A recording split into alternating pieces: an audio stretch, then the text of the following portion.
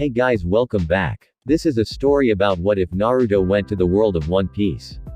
Naruto's age has passed him by as his time is over. Now he attempts to seek out a place for himself in the new world, and it's bigger than he ever figured it to be. Will be epic in length. Before we start, thank you for all of the support, it really means a lot to me.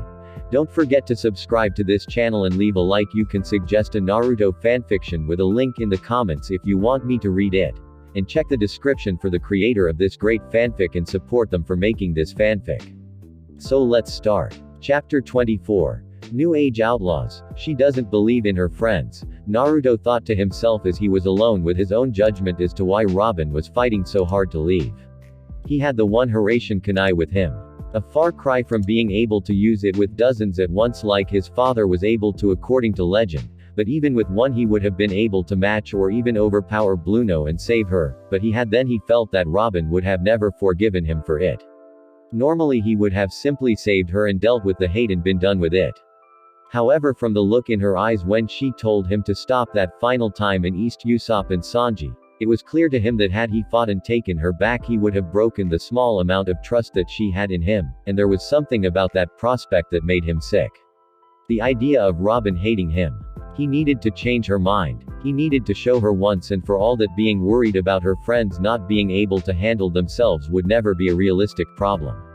If he had to walk right up to the CP9 after tearing his way through that place and grab her by her wrist to take her back to prove that it was no big deal, he would. This time he was going to leave absolutely no doubts, and he had never delighted in hitting a woman. But if she still didn't believe that they were strong enough after this, he would have to slap some sense into her, because he wouldn't know what else to do. Naruto, Sanji, and Usopp, still in his Sogeking gear, were picked on the choppy seas by the Frankie family of all people, who were heading to Eni's lobby in an attempt to save their big brother, Frankie. Naruto didn't say a word as he stared out the window at the front of the seafaring house at an island where there seemed to be nothing but sunshine, so I'm going to go out on a limb and say that that's Eni's lobby. One of the members of the Frankie family nodded. Yeah, the Judicial Island, it's a Nevernight Island. The sun is always shining there as if it were daytime, just like right now. The sound of a train blowing and moving got their attention as they all looked out behind and everyone's spirits lifted up. Hey! Look over there, it's the Straw Hat Kid and the crew with him. A round of cheers broke out as Naruto grabbed Sanji and Usopp and quickly jumped the rather considerable distance to make it to the train that the others were riding on. As Luffy met up with his own crew, this left Naruto to only say one thing once he saw that his own entire crew was there as well among the crowd that were all about to attack Eni's lobby. Okay, I'm only going to say this. I'm pissed off that you're all here, but I can't be too mad about it because I knew that you were all going to show up anyway. But still, he pointed over to Vivi and Murit. What the air Vivi and Dr. Chan doing here? Vivi puffed out her cheeks in resentment. Well, Nico, Robin may have conspired with Crocodile against my country, but she's a friend of Luffy and the others, and you told me to try to not hate her in case I saw her again. Well, I'm trying to forgive her by helping to save her. Mirai's eye twitched as she explained why she decided not to stay in Water 7, the only other doctor here to handle all of the wounds that you, the others on this crew, the Straw Hat crew, the tons of Frankie family members, and the Galila guys that came with us are all going to get his chopper, and I'm sure he's going to be busy fighting too. She put her hands on her hips. You paid me good money, Naruto-sama, too much money for me to sit back and be a coward. You paid for a doctor, well, you'll get a doctor. She revealed a rather sizable pack on her back to him with a smirk. Nojiko was busy staring at how Luffy and Chopper thought that Usopp was a superhero in his Sogeking costume before turning to Naruto to give him her answer. There's no way you're going to do something this stupid without us backing you up, Naruto-kun. Did you really think that we would just leave you alone for this? Letting out a sigh, Naruto answered her, I was kind of hoping you would. This one isn't going to be pretty or clean. Miss Valentine appeared bad over his back, gently rubbing the whisker marks on his cheeks. Come on, sweetie. You had to know that after all of that training you put the lot of us through, we weren't going to just sit this one out when you put your neck on the line, especially your two Rottweilers over there. She finished, pointing at Johnny and Yosaku. We've got your back, Naruto and Ikki. Johnny and Yosaku stated at the same time, giving Naruto a very business-like pose. Naruto couldn't help but let a smile spread across his face as he looked at his crew and rested his hand under Miss Valentine's chin, rubbing softly. And what about you, Soren? What do you think? Soren chuckled. You're going to the face of the world government to whoop on some Marines, some secret government agents, and who knows what else, and you didn't think that I wanted a piece of that action myself. And I thought you knew me by now. Naruto nodded before he and Sanji shared a look, and the two called all of both crews together. Before we do this, there's something you all need to know. They explained in detail everything that they had been able to learn about Robin from CP9 on the C train, as Sanji for once didn't feel like smoking. I just wanted to point out that even if we get to her, Robin still probably won't be willing to go back with us. She's worried about all of you guys. Naruto said to the Straw Hat crew. She doesn't think that you can stand up to the full might of the world government, and she's handing herself over so that you guys won't be oceated with her and destroyed. Naruto looked at Luffy. So what do you think about that? Luffy immediately shouted angrily. I don't care, I'm going to kick their ass and get her back. Robin, that's stupid. Gah. We tried to rescue her and she just refused to go. She shouldn't be worried about us, she should worry about her own safety. He looked at Naruto seriously. If we don't do anything, she's going to die, isn't she?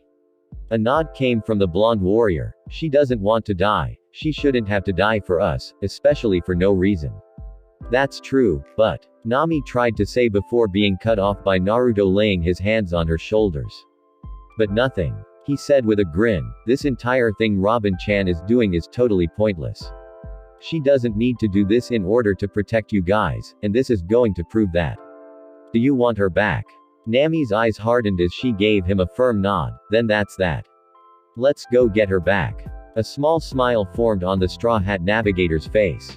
Polly laid out a map of Enies lobby depicting the island from front to back. The first main gate, the front gate to get to the court, the waterfall surrounding the entire place, and the Tower of Justice and Gate of Justice at the very back of the island. It's a straight swow all the way through. If we can't get to Robin or Frankie by the end of the path, then we fail. But even if we all charge on the island, there are only a few of us here that have any chance of taking on the CP9, and that's you guys. There are only 70 of us, but there will be more than 3,000 enemies on that island. Focus on the CP9. I'll focus on whoever is stupid enough to get in my way. Naruto said, taking his sage coat off and sealing it in one of the storage scrolls he had on his person, leaving him in his red shirt, white pants, white sandals, and orange sash. He tightened the forehead protector on his head and narrowed his eyes. I'm going in a straight line, and anyone that gets in my way, well, I'm just going to have to get them out of the way. Hey everyone, look at the island. The old woman conductor said to everyone, prompting them to look at Enies lobby. Even behind the large M of the island, the outline of the large looming gate behind it was the thing that truly attracted attention. Even the size of the faint world government symbol on the gate was large and imposing. Everyone stared at the structure in awe before Naruto finally spoke. So that's a gate of justice. Well, now at least I know where to go to keep Robin-chan from leaving. He said seriously, if we want to save Robin-chan, we have to do it before she gets through that gate, because I'm not sure that even my strongest jutsu could bust that thing down. It was the M of a good-sized entire island all on its own. Nojiko pulled out her long-range rifle and planned to move outside to prepare. So what's the plan, you guys? Plan. Naruto and Luffy said at the same time as Naruto moved towards an open window. The plan is, I'm going to turn this place into a lopsided war zone and go get Robin-chan back. That's the plan. That's all the plan I need. He then jumped from the Rocket Man to the Frankie family's vessel, which was further ahead than their place outside of Enies lobby, to the gate surrounding it and straight onto the island. Nojiko growled and made her way outside to the top of the Rocket Man prototype train. God. He couldn't even wait for us to tell him the plan we came up with on the way over here. So stupid. Luffy shouted and held onto his hat tightly as he quickly followed suit with Naruto, who needs a plan anyway. We know what we want to do and how to do it, so let's go. He then jumped off on his own as well. Soren and Zoro both watched their respective captains leave with similar deadpan faces. They couldn't have waited 5 minutes. They both looked at each other and grinned before shaking hands, both victims of the stupid captain curse. Luffy used his rubber body to grab a hold of the flag on the front gate and jumped right inside. We have an intruder. He just jumped right in. One of the Marines standing out front yelled in shock, "Get him." Kill that guy. Futen. Chikaduka's wind release. Subterranean tunnel.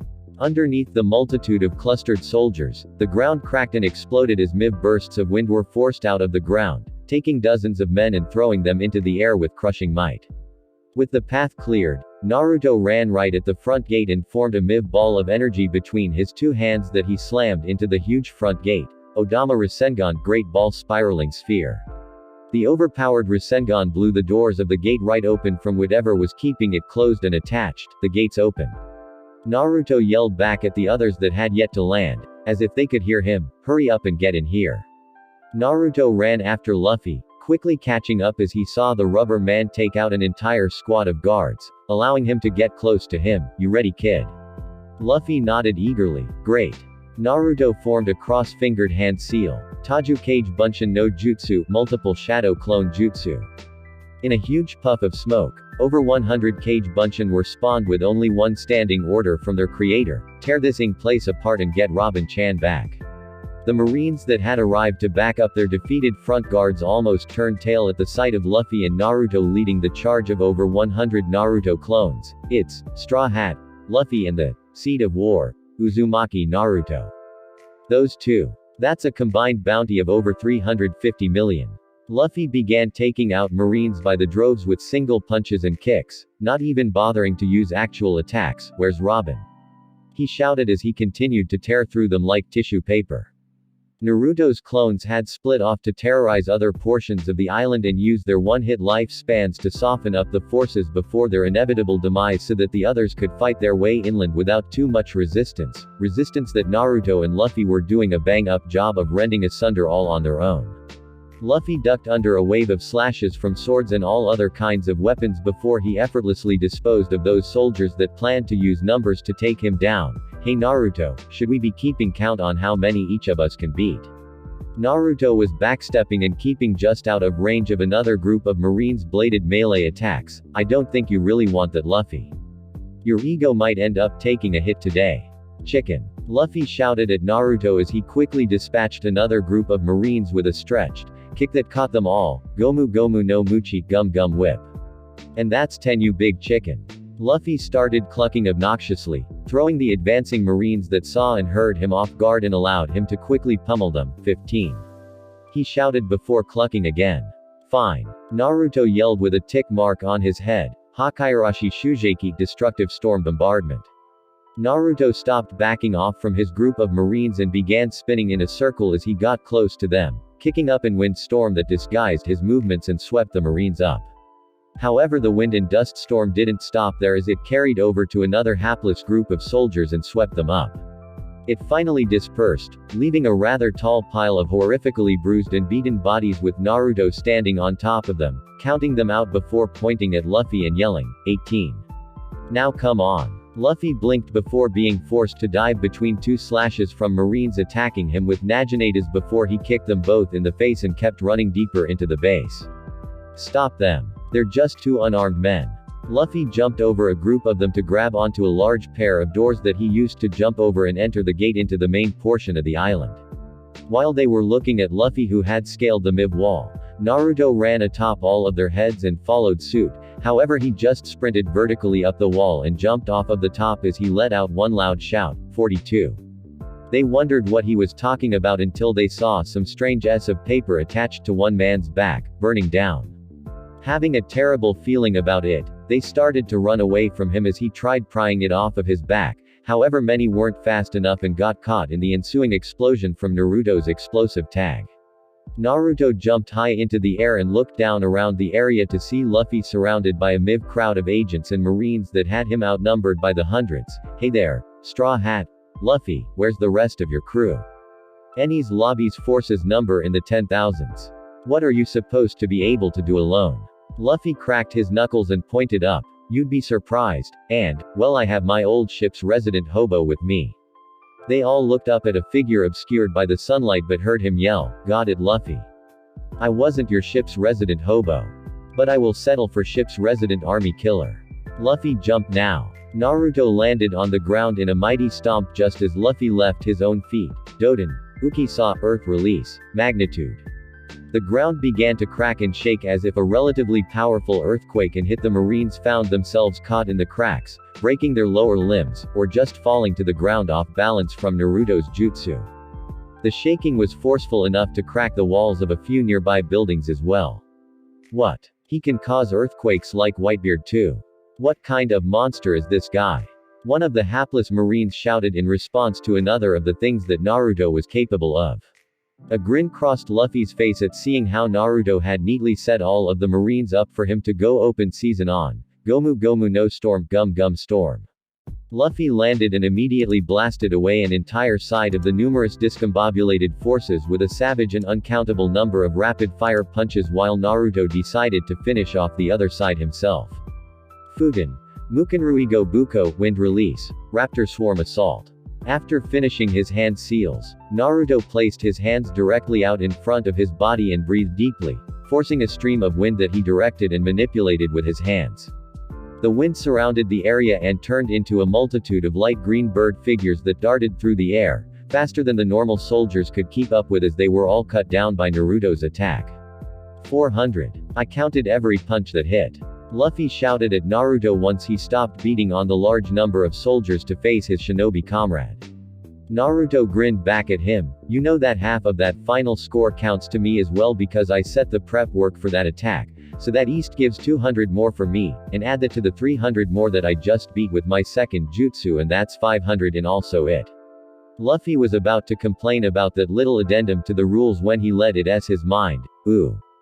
Vantage point. He shouted as he saw a large tower with many snipers posted up in it. Luffy ran towards it with a look of intent on his face as he barreled past a huge number of Marines as he finally got up under the building. Gomu Gomu no Kazan Gum Gum Volcano. Luffy swung his legs straight up into the air with more than enough force to blow the roof and the entire top half of the building off with the kick, 50 more. Naruto's eye twitched as he formed two Rasengans in either hand. Oh yeah. He started running through the crowd that Luffy had wiped without doing much damage to and took advantage of their distraction towards Luffy's crazy attack of destruction.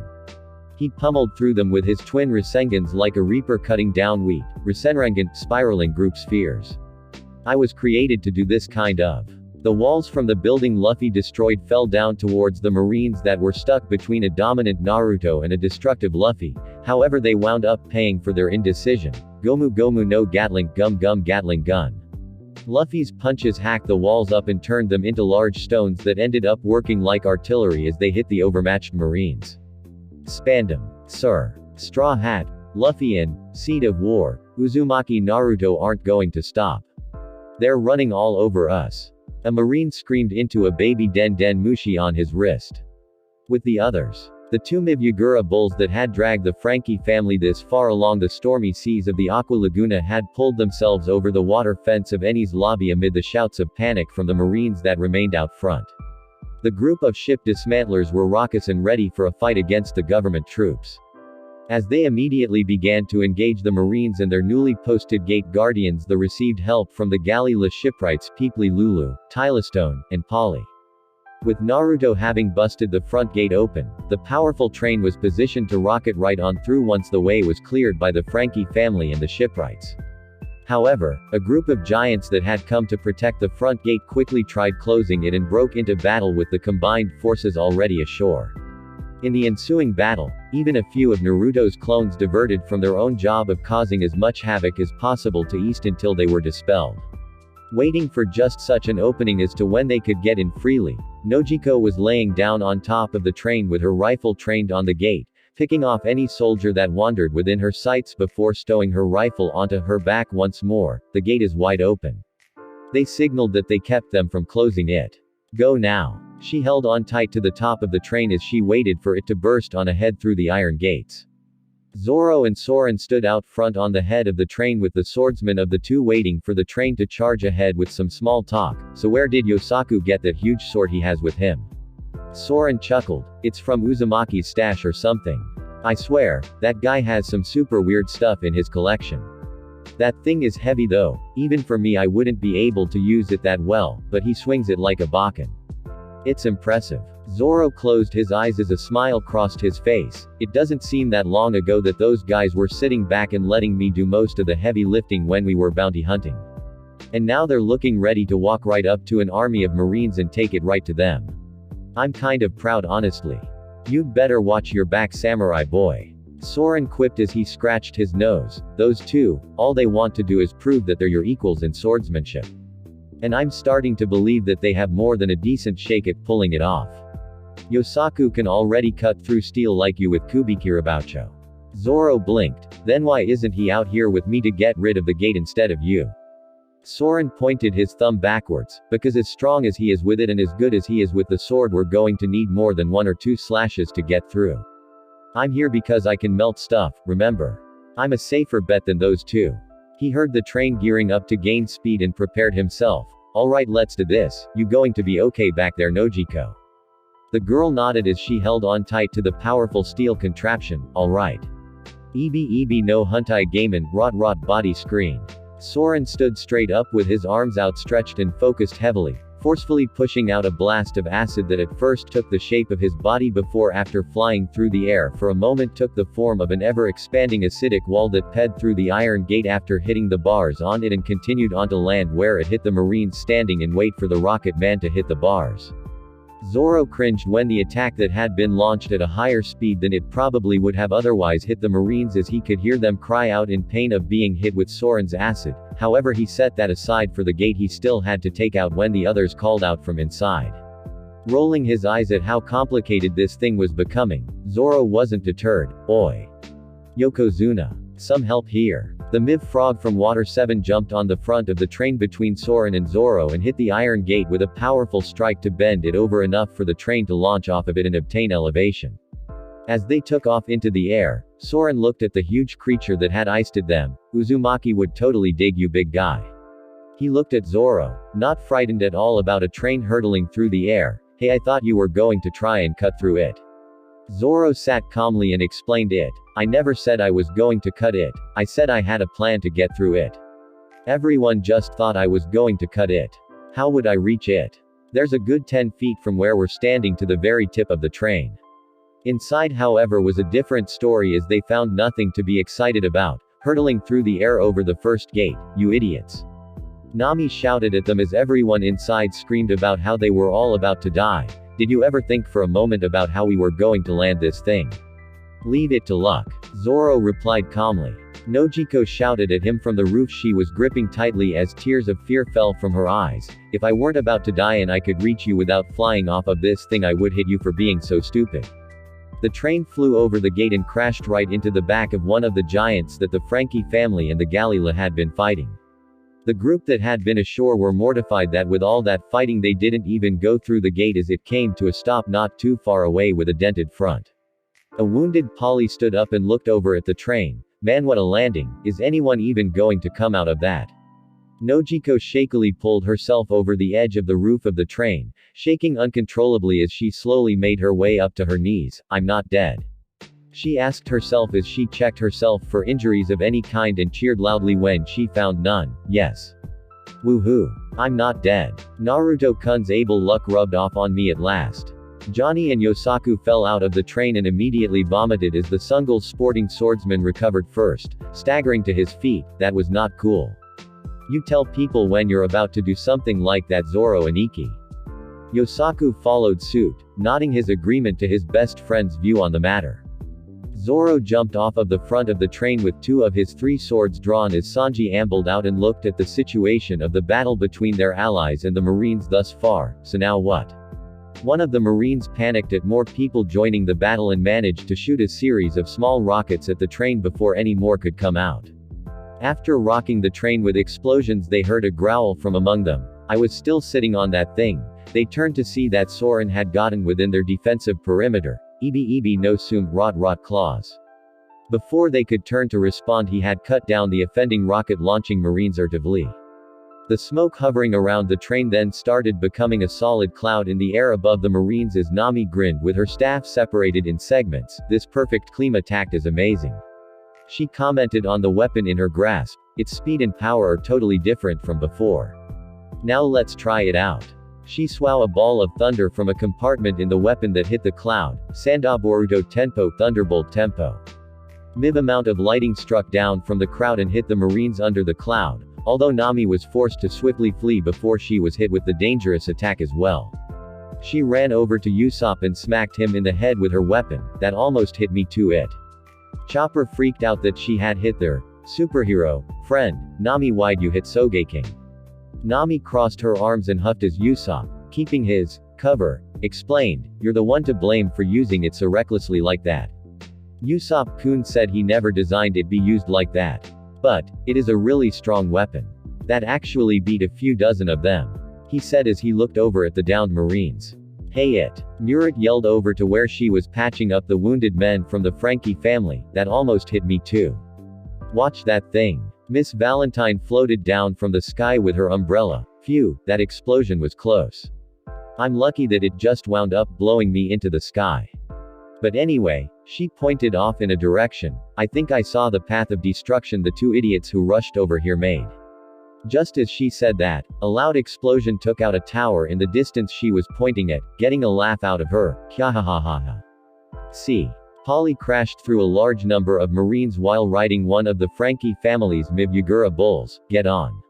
All of you. This isn't where you all need to be, don't forget why you're here.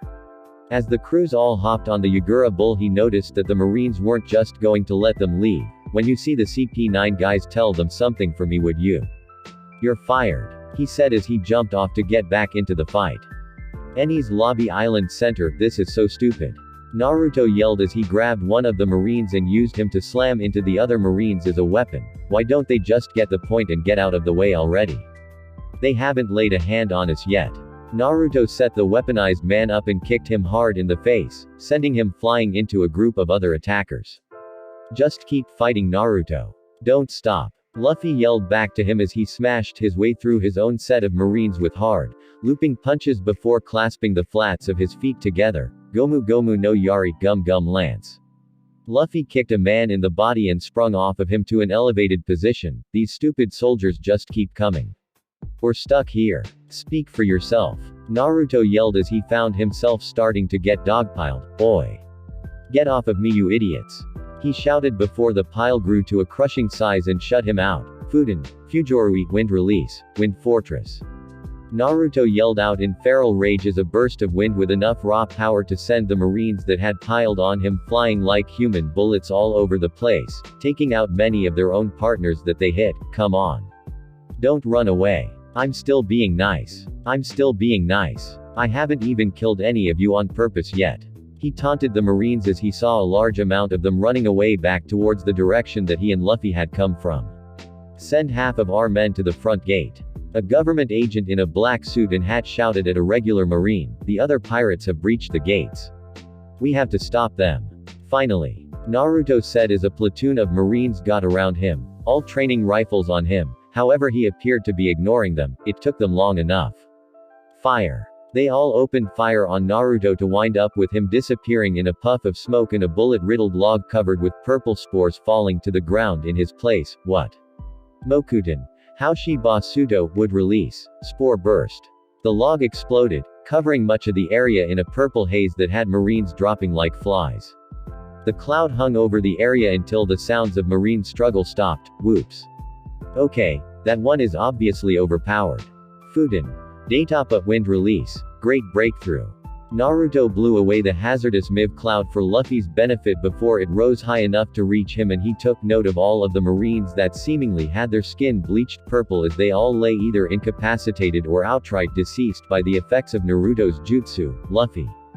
Where the did you go? Hurry up, Naruto. Luffy yelled from far down the path, so far that Naruto was almost unable to make out his features. Naruto growled and pulled his single Hiraishin kunai from his pocket that he then threw right at Luffy. Come on. You're so. In a flash of yellow, Naruto appeared in front of him with the Hiraishin kunai caught firmly in his grip. Oh, never mind.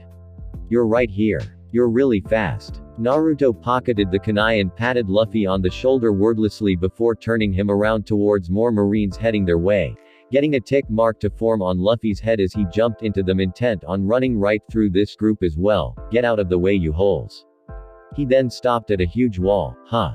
A dead end. Luffy, up here. Naruto yelled from atop a high and very thick courthouse building that seemed to be able to overlook the dead end. The rubber pirate quickly made his way up there atop the spacious area and by Naruto's side. Look. He was pointing towards a MIV tower that utterly dwarfed the courthouse they were standing on that sat across a huge chasm. Can you jump that, or use some weird rubber power to get across? No. Luffy said. How are we supposed to get over there? He saw Naruto pull out his Hiraishin kunai and stare at it with a frown on his whiskered features. That weird knife of yours again. Is that how? I wish, Naruto said angrily. This gap is like half a mile across. I can't throw this little thing that hard. His mood slightly improved to a dull smoldering anger when a door appeared out of thin air in front of them, finally. Rematch time, you cow-looking son of a. Blueno emerged from the door and looked at both Naruto and Luffy. It looks like intelligence is screwed up. Luffy pointed at him and shouted, the cow guy with the pigeon guy. I figured that we had more damage done than just 5 people down. Blueno said as he could see the trail of destruction that Naruto and Luffy had made all throughout the island. 2 men breaking into front fortification of the world government, this is unheard of. Just how long do you two plan on struggling? Naruto narrowed his eyes at Blueno. That's funny. You think that you can actually make me struggle? Robin-chan isn't here to keep me from tearing you apart this time, big boy. She kept you from fighting me for your safety. Blueno said, unintimidated by Naruto, and by coming here you've thrown away her sacrifice. Luffy clenched his fists. Robin's in that building behind you, so get out of our way, cow. You all still haven't noticed, Blueno said in a pitying voice, this sort of thing is a global grand-scale offense. In the oceans of the world we boast influence in more than 170 countries. The all-powerful organization the world government owns this island. When you invaded this place you all decided to revolt against it. You'll all be hunted down and crushed, suffering cruel deaths. Naruto picked his ear. I was never a member of your world government in the first place. I'm from a place called the Elemental Nations. A place that you don't own, and never will as long as I'm alive to say something about it. He then set himself in a taijutsu stance. Now take me to Robin-chan or get ready to get your kicked. The Straw Hat already knows that you cannot defeat our Rokushiki 6 styles. Blueno urted, so why even bother when you know you're going to lose? Naruto grinned at him fairly, because I'm Uzumaki Naruto and I never lose. We never even fought in the first place, all I did was kick the out of you one good time and watch you run away. Naruto yelled as ran at Blueno, now let's try this again without all of the interference. Naruto. Luffy shouted childishly, I wanted to test my new moves out on this guy. Keep him in the holster for now, Luffy. Naruto shouted back at the captain, you don't want to use your new aces when you don't have to. Naruto ed his fist back and had it held back at the ready with his other hand on his punching shoulder. Chowski Shujeki had tidal shockwave. Blueno simply stood still. Tekai Iron M. However, he wound up paying for it when Naruto's punch connected in his belly and doubled him over, blood flying out of his mouth. What? When he kicked me on the train it hurt, but this is on a whole different level. Naruto used his arm that wasn't buried into Blueno's belly to push on the back of his punching shoulder. Impact. Like a piston, Naruto seemingly dislocated his arm at the shoulder and fired off a second punch of sorts that sent the man flying back and rolling along the ground until he retook his feet and glared at him, surprised. Good. He then noticed something about Naruto. His headband that had been on his head every single time he had seen Naruto was no longer in sight. You see, I'm glad I came on this journey. I've been very uncomfortable for a long time, and meeting the guys that I've heard about on the Grand Line has me really excited. I had to come up with a way to block off a lot of the strength that I painstakingly developed in tumultuous times, or else I would have risked hurting someone innocent just by being around. He pulled the headband out of his pocket and turned it over to the back to show that the entire thing was lined odd markings that spanned the entire inside of the headband fabric. Seals. These seals were meant to stifle my physical prowess. With this thing off of me I run faster, I jump higher, I have more chakra at my disposal, and I hit harder. He placed it back in his pocket. I don't need it to beat you, but I came here to make a statement. He cracked his knuckles. If I didn't have this on I would hurt people just by giving them hugs and handshakes. I needed it. And now I don't, because I couldn't care less if any of you CP9 losers survived this. Bluno grit his blood-stained teeth. That one punch, I don't understand. He cast away any doubts he had about fighting and continued to battle. Soru, shave. Bluno blurred out of sight. Ah, Naruto said sarcastically as he watched him vanish, you have a name for that. You want to know what I call it? I call it running. The sound of the air cracking softly was the indication of Naruto blurring out of sight as well. A loud dull thud of a blow landing and breath exhaling preceded Naruto and Bluno reappearing with Naruto's foot buried in his stomach before he flew off and smashed into a wall that stood atop the fortification. I've still got it. Get up. Get up so I can kick your in fast forward. I'm getting Robin-chan out of here and none of you can stop me. Bluno wiped the blood away from his mouth. I underestimated you, he said before jumping at Naruto, dashing seemingly on the air in a zigzag pattern, Geppo moon step. He then threw a kick at Naruto that released a blade of energy from his leg, Rankyaku, storm leg. He began to grow angry when Naruto simply stepped around his attack with not even a flinch. Tekai. Rin Iron M. Wheel. He rolled at Naruto rapidly like a wheel, trying to take him down with the consecutive kicks, however Naruto seemingly dodged him like child's play. Suddenly doors appeared under Naruto's feet that the blonde ninja caught sight of before he could step into them, these doors again.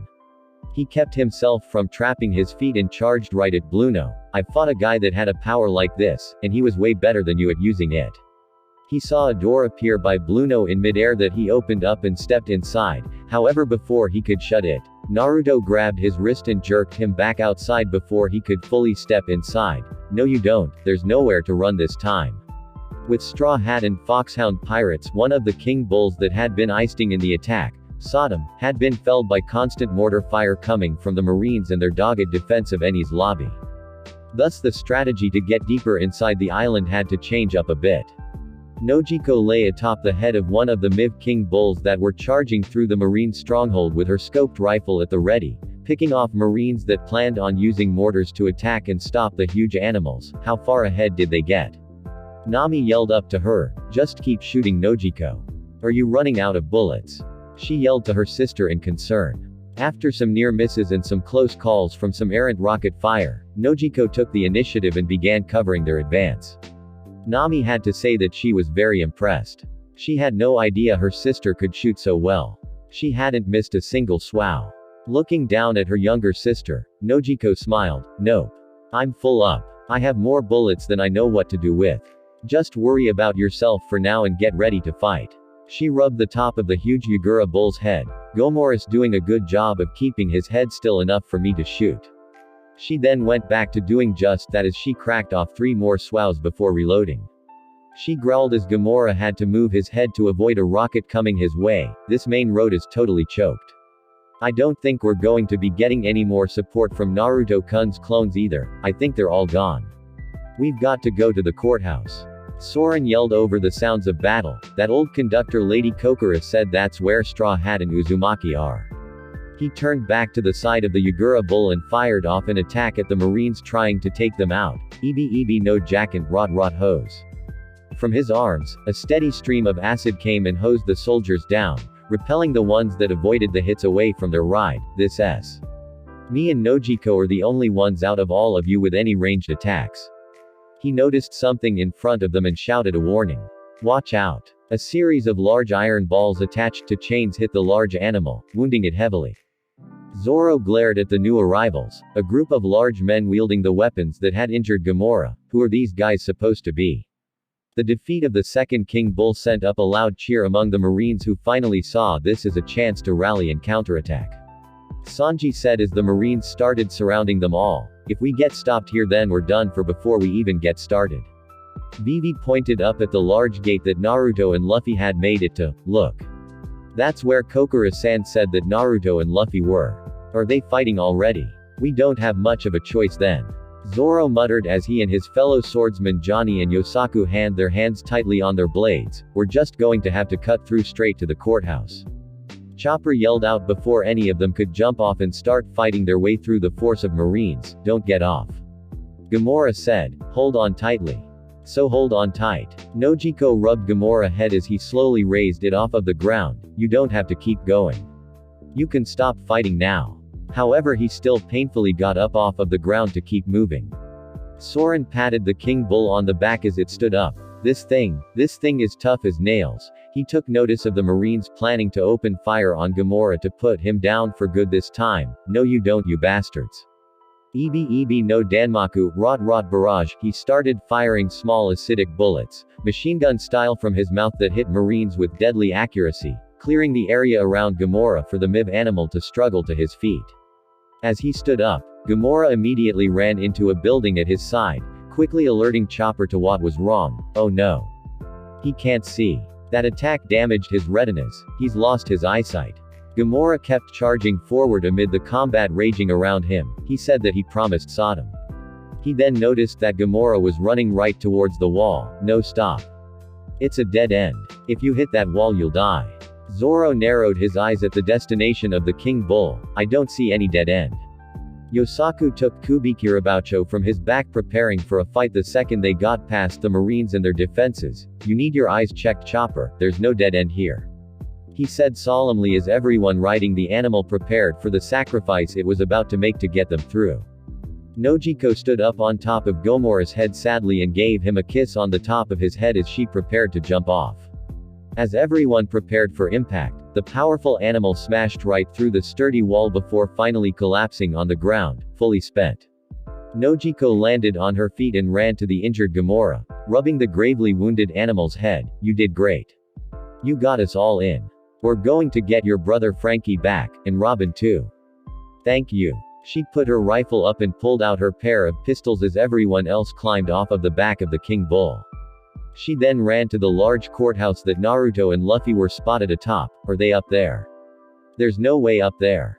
Nami said, before seeing Soren start to claw his way up the side of the wall with his acid technique and Miss Valentine float up above everyone else with her powers. Never mind. They can get up there just fine. Wait, how is she doing that? I thought she needed wind to do that. Vivi nodded. She does. Naruto put something that looked like weird drawing on the inside of her umbrella that activates whenever she opens it up, giving a small gust of wind that lifts her off of the ground. The princess then frowned, but that doesn't help us though, and the longer I'm out in the open like this the worse things can get for me. What if they can identify me as the Princess of Alabasta? We need to get up there and drop that bridge so we can cross. Follow us. Members of the Frankie family said, we know how to get you up there with Straw Hat and Uzumaki. Follow us through the courthouse. Seeing the opening to leading inside of the place, they ran inside and engaged the Marines stationed inside waiting for them. Meanwhile, in the air, Miss Valentine hovered over Naruto's fight with Bluno and couldn't help but smile at what she was seeing. Naruto versus Bluno. Bluno was in dire straits as he was using every bit of the speed that Soru provided to keep out of Naruto's reach, and was failing miserably. How could someone this strong exist without the world government taking his seriously sooner? He was knocked back with a single punch to the face that almost turned his lights out, yet the man with the bull haircut proved to be durable as he never fell down from the hit. He took the punch and attacked Naruto with a single finger, Shigen finger gun. Naruto backbit out of the way of the attack, and you fail again. I was right on the money when I thought that you weren't the strongest. It's probably that Rob Lucci guy. Bluno used Soru again while Naruto was in the air from his back and rushed at him with his fist drawn back to strike at Naruto's prone body. Tekai. Sai Iron M. Smash. He hit Naruto's body and watched as it burst into smoke. What? How? There's never just one of me. Naruto said from a distance away from Bluno. My clones are always around somewhere, and they're always good enough sports to kawaii me with me when they see the opening. That's why I love Kage Bunshin no Jutsu so much. My clones are good soldiers. Naruto shook his fist out. You're fast, but you're not even close to being on the level of that Kizaru guy. I could never keep up with him naturally, but you, it's really easy. He pointed at Bluno. I'm the strongest man in the entire world. And you may think that's all talk, but I'm going to be proving it very soon. You can say that you fought Uzumaki Naruto before he became famous, if you survive this that is. He looked up at the tower across the way with a glare. There's only one reason I didn't just dust you here and now. Because I need people to see this, and know that I'll kill them if they don't give me Robin-chan back. He saw a figure shirk away from the window once he shouted that. All talk. Bluno said, you may be getting the best of me, But there's no possible way that you can beat me in your next move the way you're suggesting you can. I said I was going to dust you. Naruto said threateningly. I never said I was going to do it in one move. Like I said, you're an example. Eat this. Naruto disappeared from his sight. I'll counter with my strongest attack, Tekai. Go Iron M, Strength. His body stiffened up as he shored up his defenses for Naruto's own ult. The stonewall look he took on didn't last as he ended up eating a punch to the face that he swore cracked his jaw. Naruto followed through with a spin kick to the face, multiple swaus to his face and body, and a rising uppercut that launched him into the air. With a mighty yell, Naruto jumped high into the air as well and spun his body around rapidly before kicking Bluno down to the ground hard. Konoha Moru Sora leaf burning sky. Get up from that big man. Bluno's body hit the ground with enough force to crack the entire ceiling portion of the courthouse they were fighting on top of. As Naruto landed, he looked into the smoky crater and saw Bluno's bloody, motionless body amid the rubble caused. Naruto took his headband from his pocket and strapped it back around his head, feeling the constricting effect of his seal take hold. Wrong place, wrong time, wrong person to piss off. Hope you're not paralyzed, but you were just out of luck. You all tried to exploit the wrong archaeologist. Naruto sighed and turned to Luffy, who watched the entire fight with a grin on his face. Man, that guy wasted a whole lot of my time. Luffy laughed. You kicked his. But that still only counts as one person you beat. Naruto rolled his eyes. Get Luffy to laugh even more. I still wish I could have used my new special moves though. But they mess up my body, so I guess this is okay too. Naruto patted him on the shoulder. Don't worry Luffy. You'll get a crack at one of them. That guy wasn't even the strongest. He then felt the light as a feather feeling of a certain someone bad over his back. Hi Valentine-chan. Miss Valentine gave him a quick kiss on the cheek as she looked at the beaten CP9 member. He didn't hurt you, did he? We just now got here and I just now saw the end of the battle. I'm fine. Naruto yured her. He didn't even hit me. He then noticed Soren finish pulling himself to the top of the wall. Hey Soren, I've got a question. Shoot. The acid-spewing man said in reply as he deactivated his claws from climbing. Naruto pointed to Bluno. This guy moves a lot like you when you fight, with his speed technique. Do you know anything about it? Soren nodded. Yeah, it's called Soru. He laughed sheepishly. When I first started fighting Marines I kind of stole it from a few of the higher-ups that wound up pursuing me. It took a few years to get down though. Naruto nodded. The way he said that it sounded like he didn't know about the other powers this guy had. Maybe that Soru thing is just the easiest one to learn. That weasel guy on the train apparently hadn't learned them all and he could use it.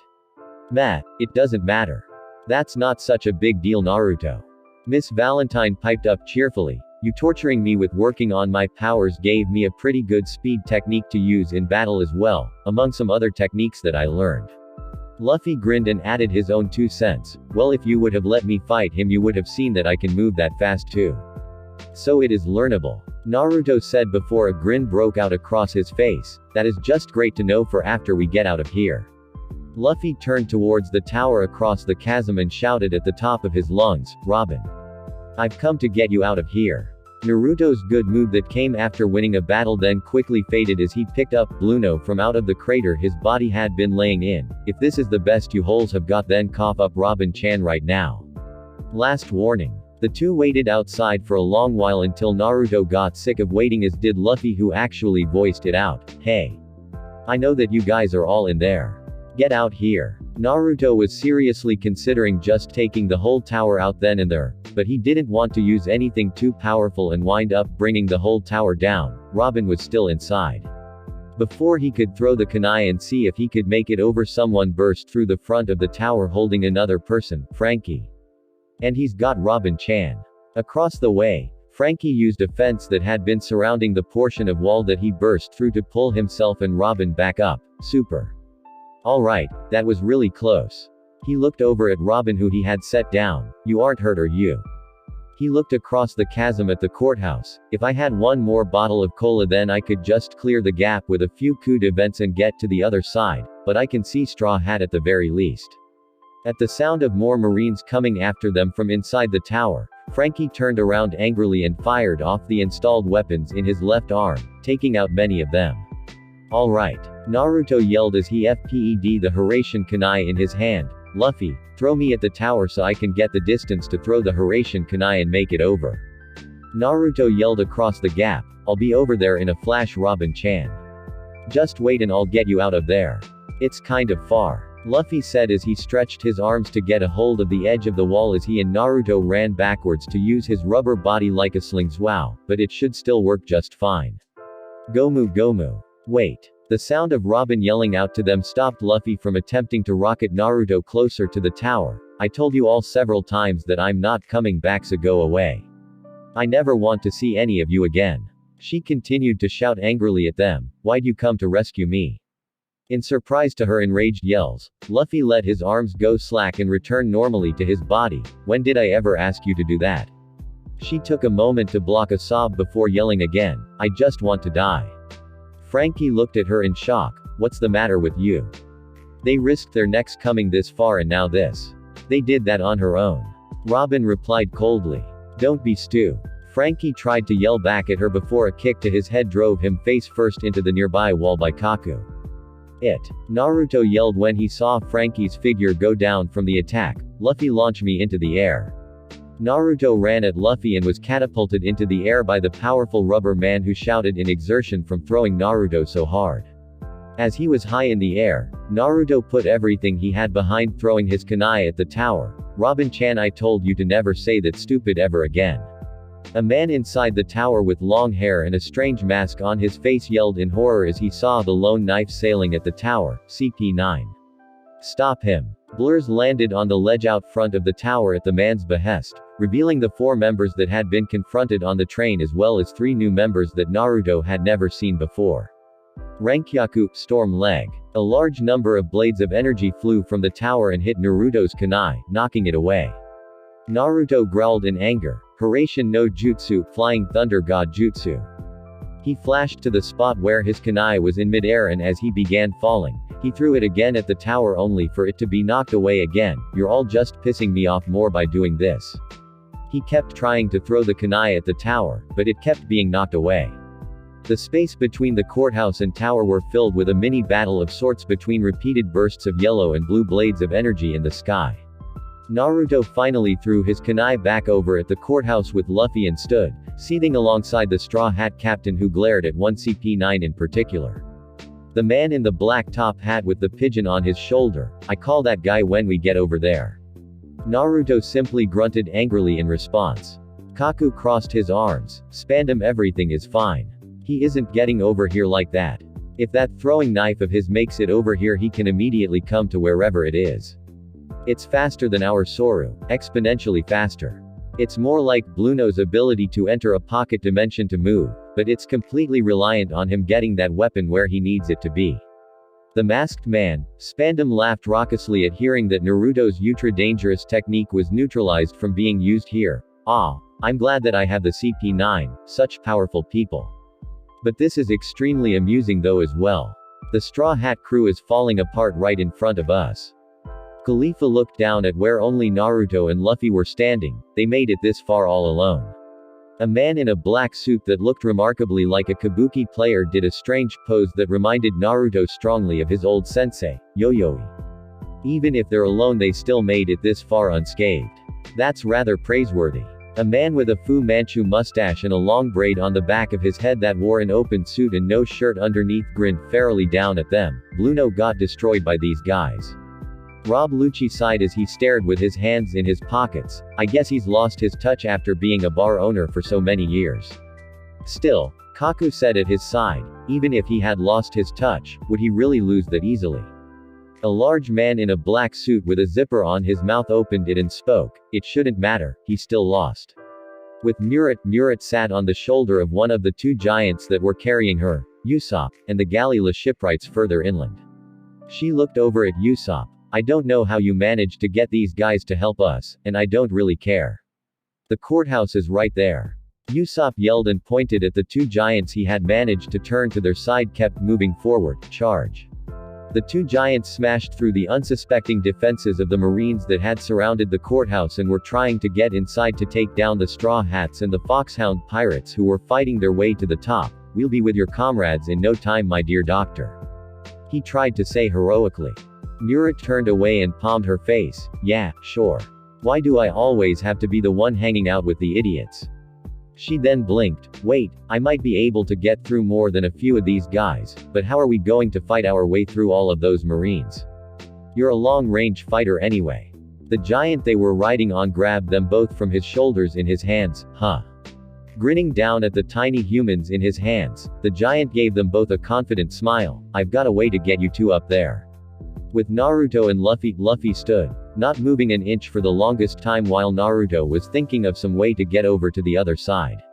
Luffy finally spoke. Robin, do you really want to die? He asked disbelievingly. Yes, she yelled back. The man Spandam laughed cruelly. I don't think I've ever seen anything funnier than this. The captain that came all the way to save his friend and it's all been for nothing. He's been rejected for just trying to rescue her. Naruto was right. Luffy shouted back in immediate response to Robin's desire to die. That's really stupid to say out loud. An explosion directly behind Naruto and Luffy led to Chopper, Nami, and Nojiko emerging through the ceiling to join the scene. No matter what you say, we're going to rescue you anyway. And if you still feel like dying, then die afterwards. Naruto rapped Luffy on the head hard. No, stupid. It'd be better if she didn't die at all. At least as far as I'm concerned. While Luffy poked at a lump that rose on his head, Naruto turned to Robin, but he is right about one thing though. No matter what you say, we're getting you back.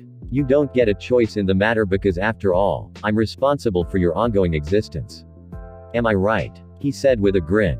Suddenly, Zoro burst his way through the ceiling followed by Johnny and Yosaku, both of whom were all fired up from having fought their way all through the courthouse to get to the roof.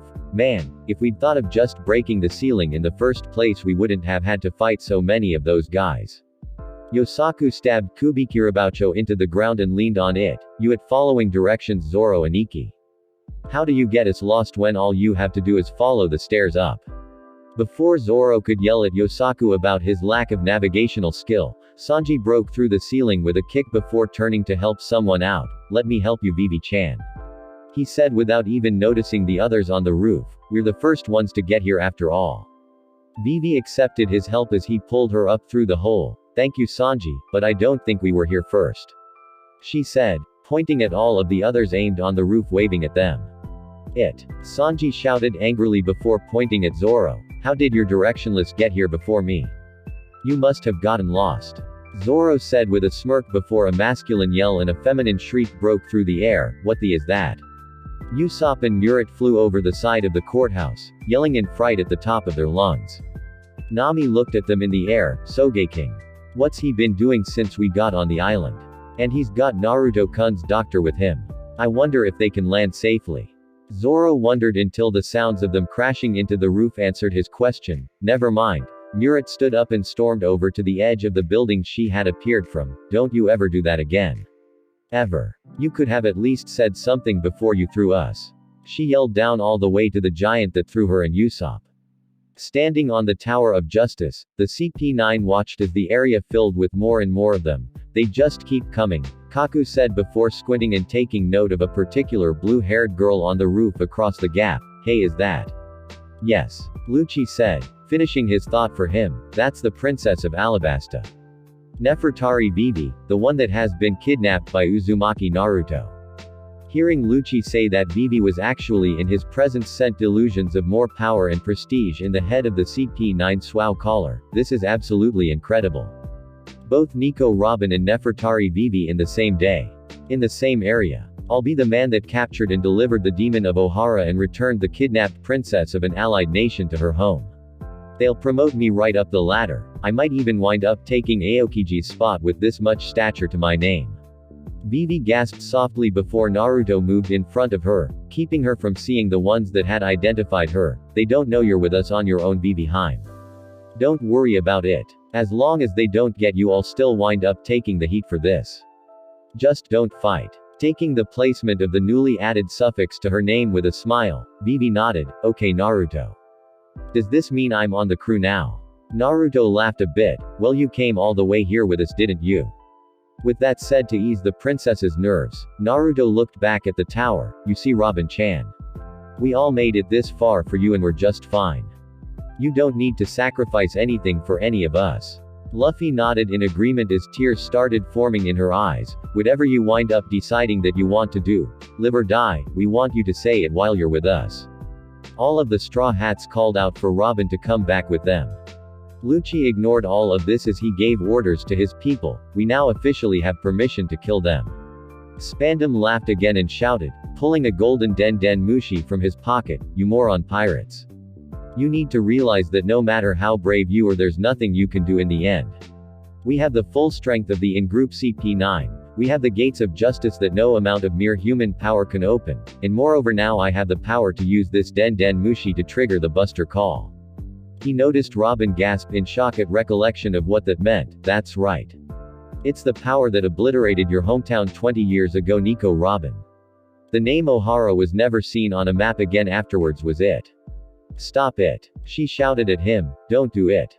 Spandam continued to taunt Robin with the use of the golden Den Den Mushi. Ooh, I like that response, it's very thrilling. I don't know though, I think I should press this Buster Call trigger. What do you think about that? Robin screamed at him, don't even joke with it. Do you even know what's going to happen when you press that? Of course I know, Spandam said with a victorious grin, the chances of these foolish pirates escaping will be zero. With just a push of this button. Shut the up and hit it already then. Naruto yelled at him, getting everyone's attention. If you won't fight me, and your CP9 won't fight me, then you might as well send someone to fight me. His foot was tapping the ground impatiently. Naruto, be quiet, it's not that simple. Robin cried out to him before turning to Spandam. You said Ohara disappeared from the map, didn't you? But you never said anything about the people that were supposed to be on that map. Something like that should never be used on anything. Ever. She dropped to her knees in near grief. If you use the Buster Call now, all of Eni's lobby will be destroyed, along with every single one of us here. That's insane. Spandam disputed. Our own people won't be killed. Quit babbling. I know from watching it happen myself, Robin said. 20 years ago the Buster Call took everything away from me. It ended the lives of so many people from just one attack. And now you're going to target the only people that have ever trusted me. The only ones I've ever placed my own faith in. The longer I stay around them, the more danger they're all in. No matter what, there will always be people in the world that want my life, because my enemy is the entire world. She yelled off of the tower at the two crews aimed in front of her. First it was with Aokiji and now this. I've gotten you in terrible danger twice. If this keeps up, then you'll all only see me as a burden and eventually you'll betray and abandon me. That's what I'm afraid of. That's why I didn't want you to rescue me. Spandam began laughing tauntingly at Robin. That actually makes sense. It really would be stupid for someone to lug you around all of the time with all of the problems that come with you. He pointed to the top of the building. See that flag, pirates? It represents 170 countries. It spans the 4 blue seas and the entire Grand Line. It is the world. His yelling seemed delirious at this point. You have no idea how small you all really are in the grand scheme of things. You all have no idea how great the odds are that are stacked against this woman.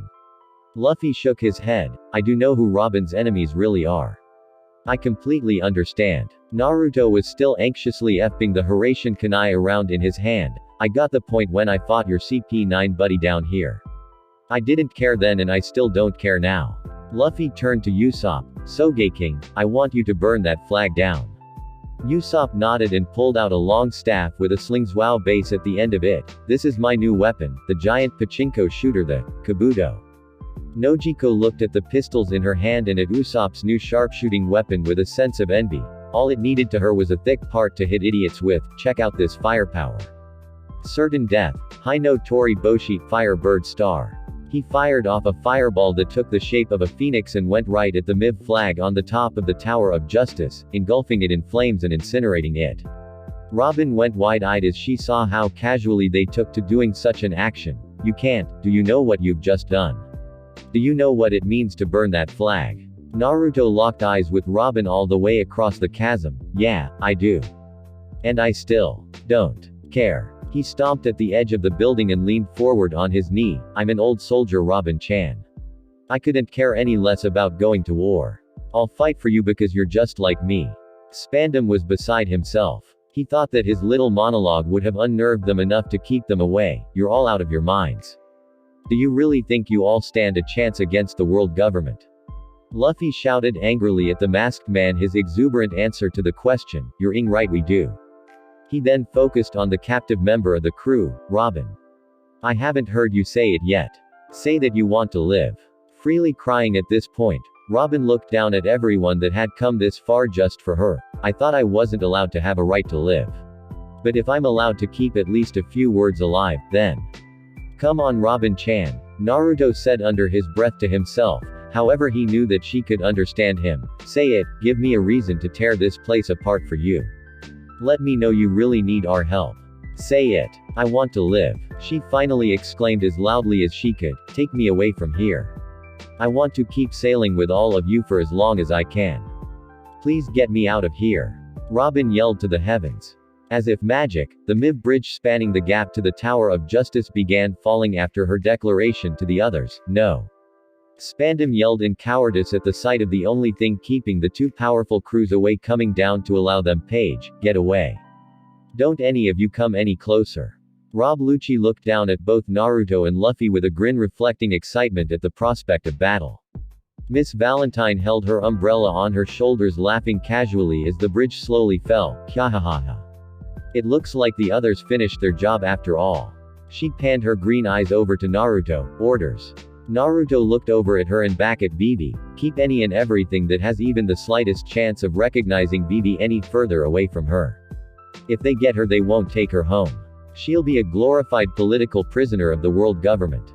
Miss Valentine nodded and looked over at Johnny and Yosaku. Oi, you two Rottweilers, you heard him. No one touches Vivi without losing a limb or two. Murat pointed her thumb back where they had all come from. I'm staying here. The Frankie family and the Galila guys are still fighting. Maybe I can keep too many of them from getting overly hurt or dying. She smiled humorlessly. I don't think I'd be any help against anything past this point anyway. I'd just be a hindrance. I'm with Nami. Nojiko said, smiling to her sister who returned it. We never have time to just talk anymore and we need to catch up anyway. And what better way to do that than to fight along with her? She said cheerfully. Soren rolled his eyes. I don't know, maybe talk. I'm just putting that out there.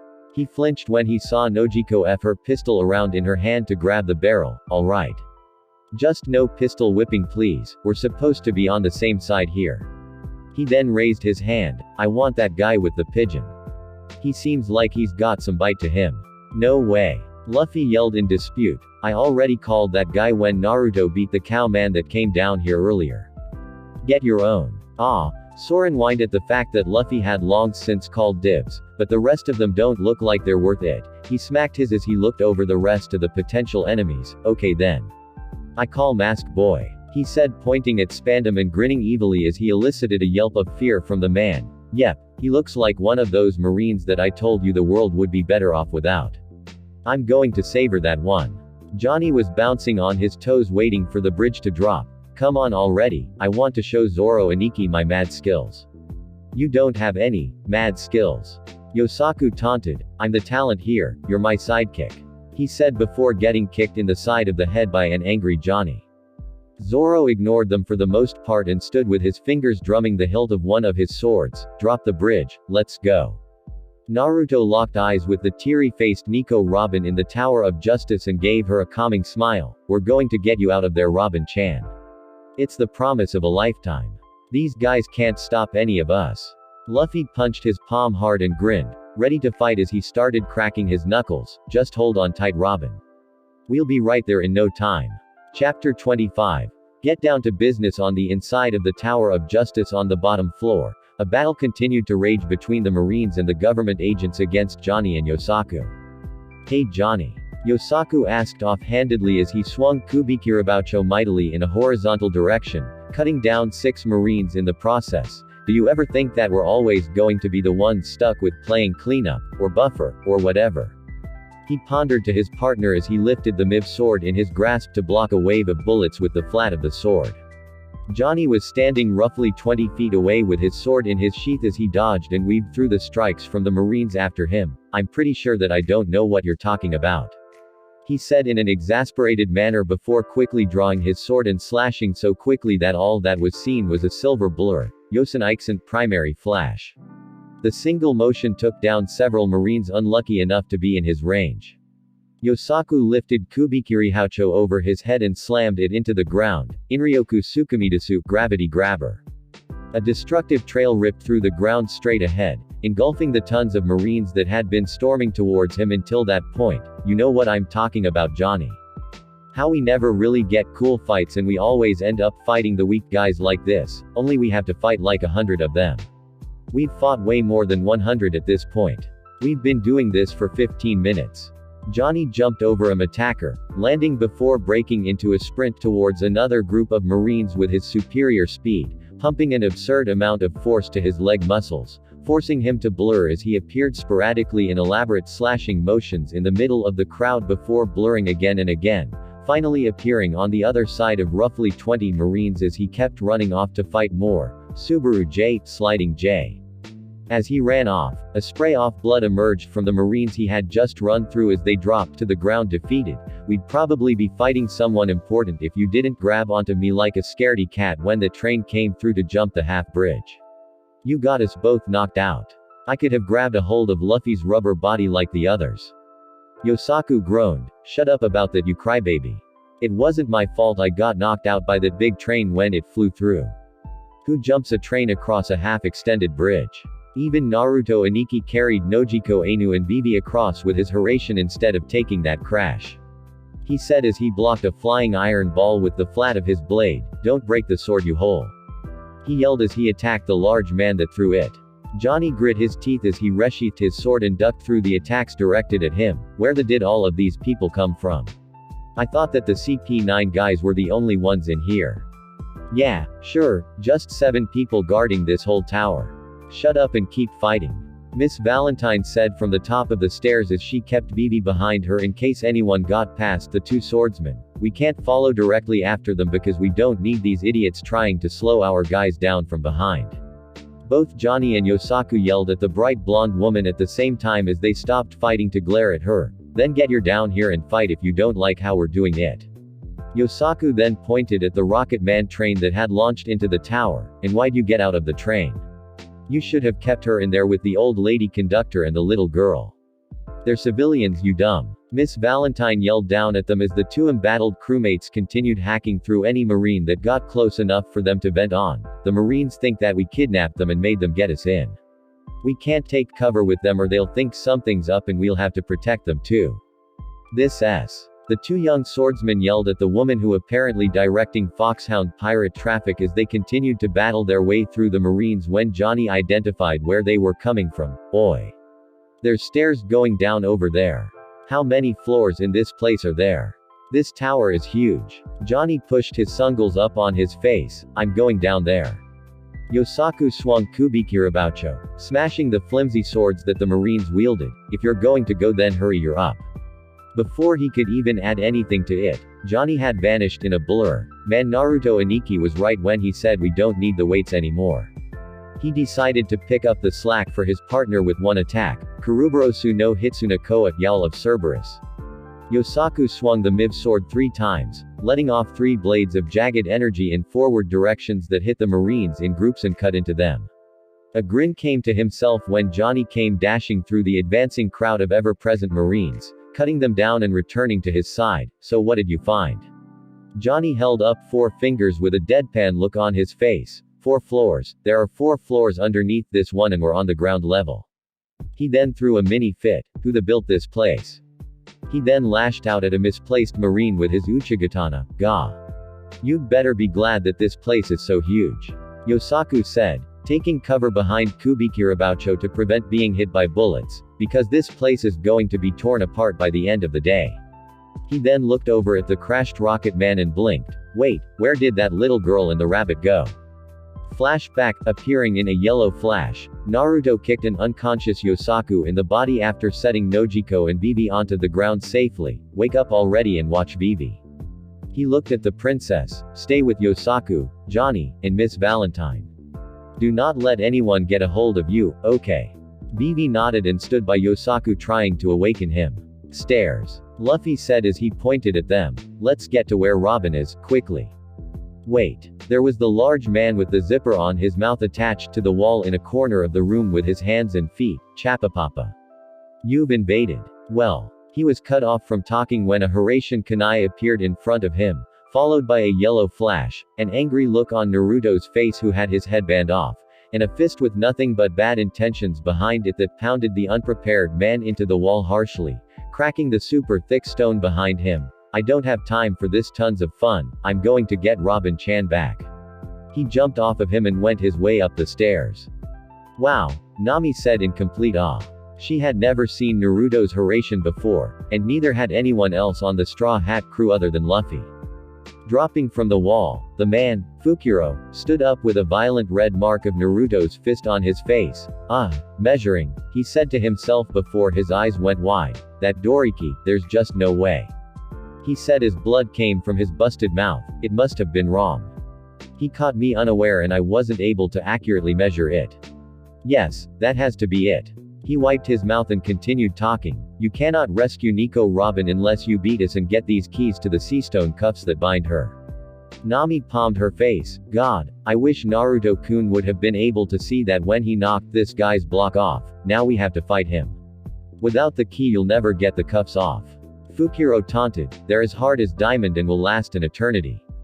Hand it over. Luffy said, launching a punch that missed him and hit the wall, cracking the thick stone further. This guy can use that speed technique too. Fukuro held up his hand. Hold on there, wow swow. I haven't even told you if this was the real key yet. He said, surprising them all. In this tower there are 5 CP9 agents and each of them has a key. Any one of them can be the real key to the seastone handcuffs. Nami grit her teeth. They're trying to buy time to get Robin to the gates of justice. We have to scramble to take the key because we don't know which one is real. Nojiko had a smirk on her face. Well then Naruto-kun has the right idea. Get Robin first and then we can worry about the keys. True, Fukuro said before holding the key up, but then again I could just throw the key into the sea and then you have nothing. We were just giving you a chance. Goodbye, he said before running away with Soru. End flashback. While Naruto and Luffy searched the tower like mad for Robin, the other Straw Hat pirates along with Nojiko had engaged the members of CP9, while Soren looked for Spandam so that he could, for lack of a better term, melt him. As the battles began throughout the multiple floors of the monstrous tower, Naruto and Luffy had somehow found their way to the floor where they knew Robin had been on. Naruto beat Luffy there and was frantically looking around. Come on, there's a trapdoor or something here somewhere. He said to Luffy as he darted all over the room in search. Where could they go from here? Luffy and Naruto ignored the sound of the crashes of battle all below them, only stumbling slightly as it felt as if the upper levels of the tower had shifted slightly as the rubber man spoke. We know where they're going. Then we'll just have to head straight there. Naruto's eyes widened as he remembered the Miv gate that they all saw looming behind the island. Luffy, you're the smartest dumb person I've ever met in my entire life and I love it. Let's go. He yelled as they both ran towards the hole that Frankie had made in the wall and jumped out. Landing outside on a stone wharf, the two stared out at the ocean between the Tower of Justice and the imposing Gates of Justice. Luffy frowned and scratched his head. For some reason I thought there was supposed to be a bridge or something. But what the is with the water? Can a regular boat even get us there? He said as he saw a small little rowboat nearby. Naruto frowned as he looked at the water. Whirlpools. Huge whirlpools with absolutely no wiggle room between them completely spanned the miles of water between the Tower of Justice and a prominent platform in front of the Gate of Justice. I can't walk on that, and all of my water ninjutsu make the waters tumultuous, not calmer. What if she's there already? Luffy said worriedly. We don't have time to just sit here and think about it, we have to do something.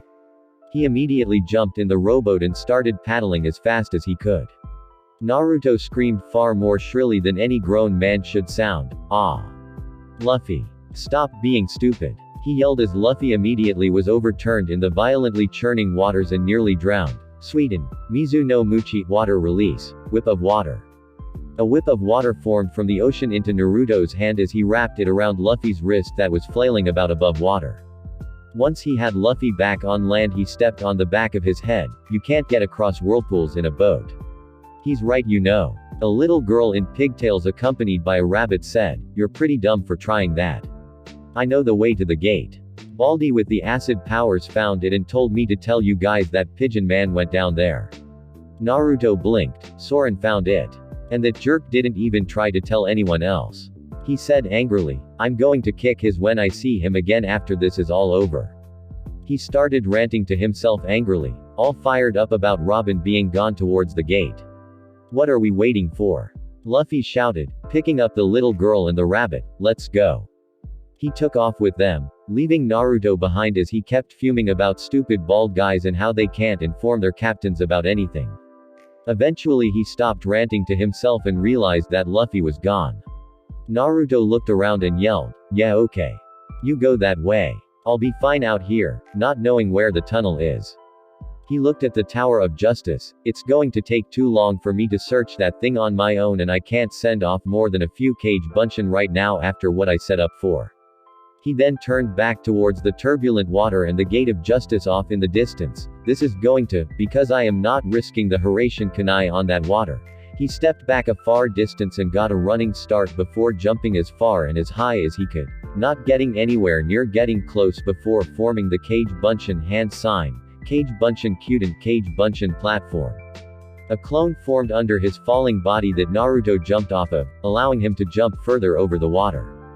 He repeated the process with another clone, and then another, as he used this to cross the way. "I'll cut him off at the P. Datbayo."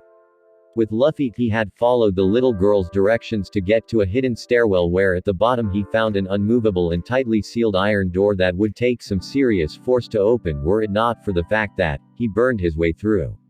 Luffy asked the little girl with him. "Yep." She replied cheerfully. "I told Baldi that I heard that ugly masked guy laughing behind a wall somewhere and he just melted a hole where I told him I heard it and we found the stairs down here. Then he just pressed his body up against the door and he just started burning through it and said, 'Come back in a few minutes and it'll be open,' so I went to find you." Luffy grinned. "Thanks a lot, Chimney.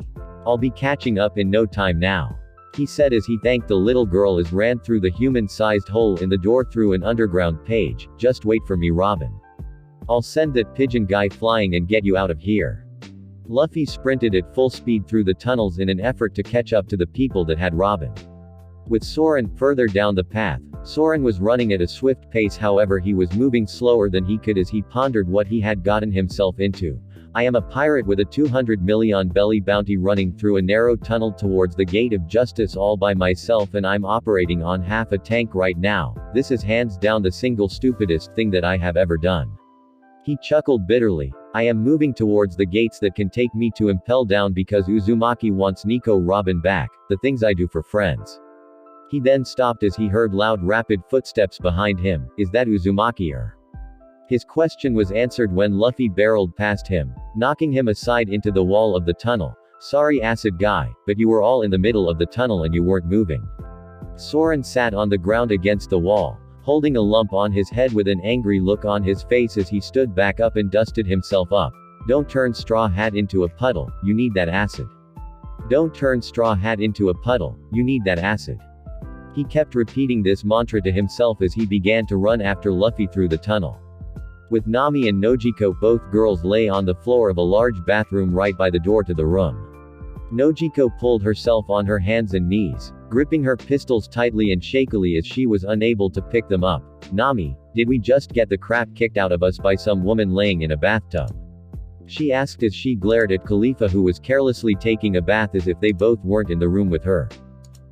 Yep," Nami said, crawling up as well, trying to get back to her feet. "I can't even sit here and pretend that we didn't just walk in here and get smashed just now. What even happened? All I remembered was walking in and then feeling my energy leave me. What exactly was that supposed to be, girls?" Khalifa taunted from inside the tub. "You're both done already. The fight has just started and it's already over. Shouldn't she be powerless?" Nami asked her sister as for some reason they both found it hard to stand up. She's submerged in water. "Don't you worry your pretty little head about that. Right now you're both as powerless as me," Khalifa said as she stood up out of the tub to dry herself off and change into her clothes. "Excuse me for a moment." Nami snapped at her as the woman began placing her clothes on. "What did you do to us? Half the fun of fighting a user of the devil fruit is finding out their powers for yourself. Khalifa said as she slowly kept getting dressed. I won't take away the last bit of fun you two will be having with the short remainder of your lives. Nojiko finally found the strength in her body to lift her pistols up. I'm getting my strength back. How about you, Nami? I can move my legs again, she said, as the two slowly stood back up. Alright, it's time to show her just how strong the perfect clean attack is. She charged up the thunderball portion of her staff and swung it at Khalifa. Sanda Chaji. Suingu Aomu Thunder Charge. Swing arm. She sent a powerful electric attack at Khalifa, who seemed as if she hadn't been phased. Not deterred, Nami smirked as she detached a portion of her staff. Well, I wasn't just laying around the entire time that we were down. She fired a thunderball at a cloud that had subtly aimed over Khalifa close to the ceiling. Sanda Boruto Tempo Thunderbolt Tempo. This is what you get for underestimating us. Lightning from the cloud blasted Khalifa's body harshly before the smoke from the attack cleared to reveal a shield that then dissolved to reveal Khalifa unharmed. Nojiko narrowed her eyes at the dissolving substance, or those bubbles. What the? Nami was sweating nervously. Maybe that fruit she ate turned her into a soap woman or something. She noticed Nojiko giving her a deadpan look and took on a defensive tone. Hey, don't say anything about it. I've seen weirder powers than that out here. That's right though. Good guess. Khalifa admitted to them rather reluctantly before regaining her confidence. I've become a soap woman after eating the Awa Awa no Mi bubble fruit, and I can now produce bubbles from any part of my body. I'm cleanliness personified. Nojiko raised an eyebrow and rubbed her head with his pistol. But isn't a fruit like that inconvenient for fighting? It doesn't look very strong. I think I can shoot right through it. Khalifa laughed slightly, but I can control the bubbles any way I want to. She used her hands and motioned them towards the tub she had just gotten out of to begin directing the large amounts of bubbles from it.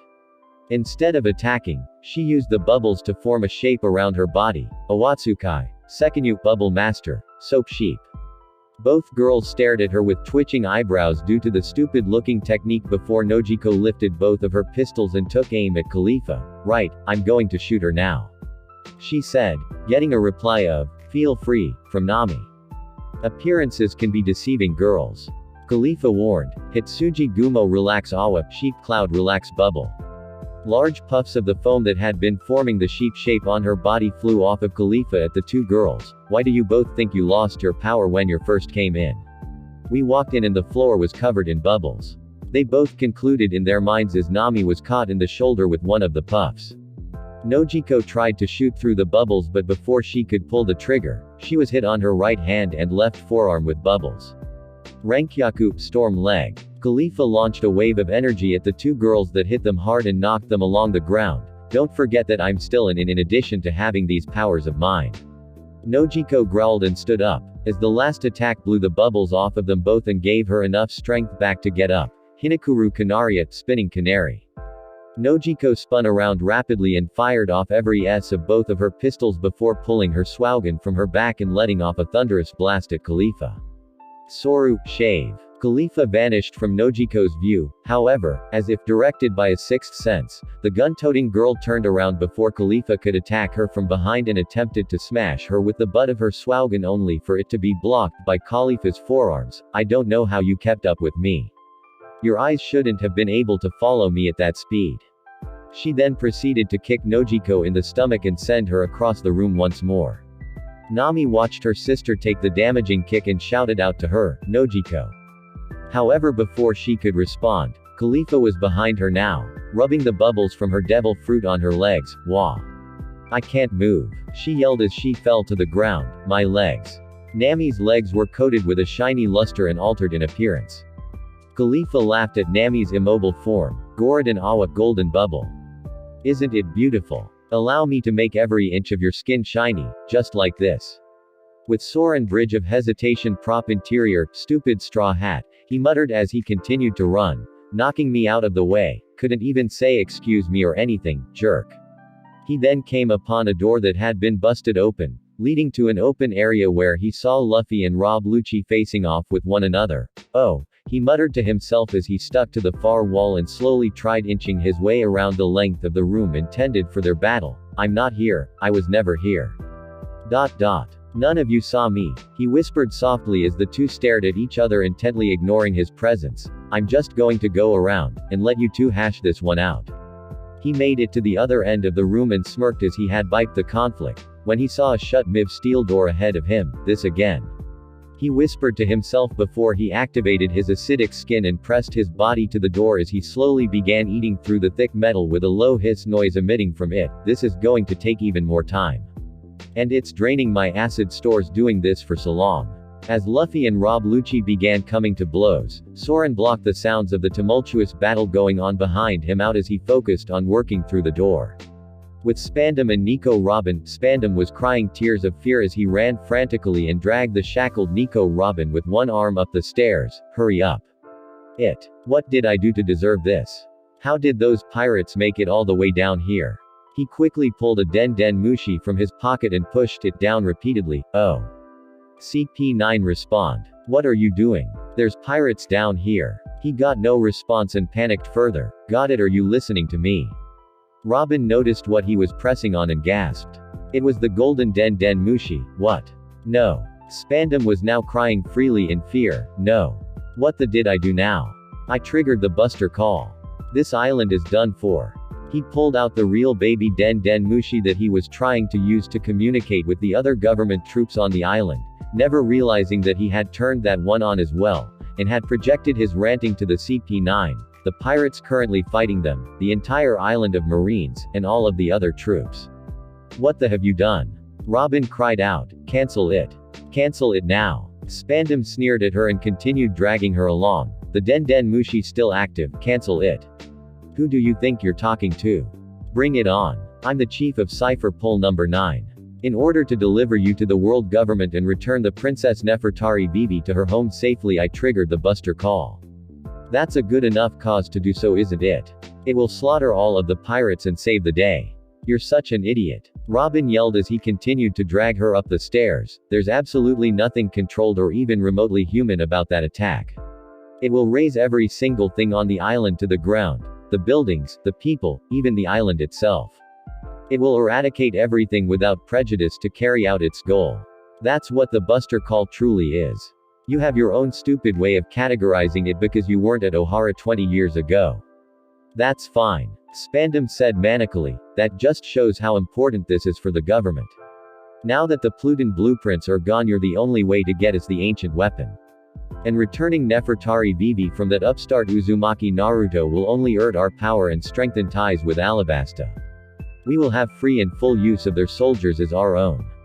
Military strength that will overturn an era is dependent on it. Even if several thousand soldiers die here, as long as the idiots who are trying to take you away are dealt with, we can say that it's a necessary sacrifice for a glorious future. He cruelly laughed even more. Most importantly, my promotion depends on this. Robin tried to dig her feet in, but with the seastone cuffs on her, she was as weak as a normal powerless woman. What do you think human lives are? Spandam jerked her along angrily. CP9 is the world government's secret intelligence organization. If 100 need to die to save 1,000, then we'll kill those 100 on the spot. Sacrifice is required for true justice. And either way, those useless soldiers are better off dead. They couldn't stop a group of measly loser pirates. Nico Robin smirked as she could see the baby Den Den Mushi he was still holding in his other hand. That Den Den Mushi is active. Spandam paled and stopped to look at it to find that she was right. By the way, this is Straw Hat Luffy. He lied pitifully to try and cover up everything he had said out loud. Robin shouted as loud as she could so that the others could hear her. Everyone please get off of the island. The Buster Call is aimed at Eni's lobby. No one that remains on this island will survive. Spandam reared back and slapped her across the face, dropping her on the stairs. Don't tell them that. He said as he dropped the Den Den Mushi, allowing the broadcast to end as he kept dragging her along. With Soren had finally burned his way through the door, nearly completely exhausting the acid in his body so that he could subtly eat his way through without alerting Lucci away from his fight with Luffy.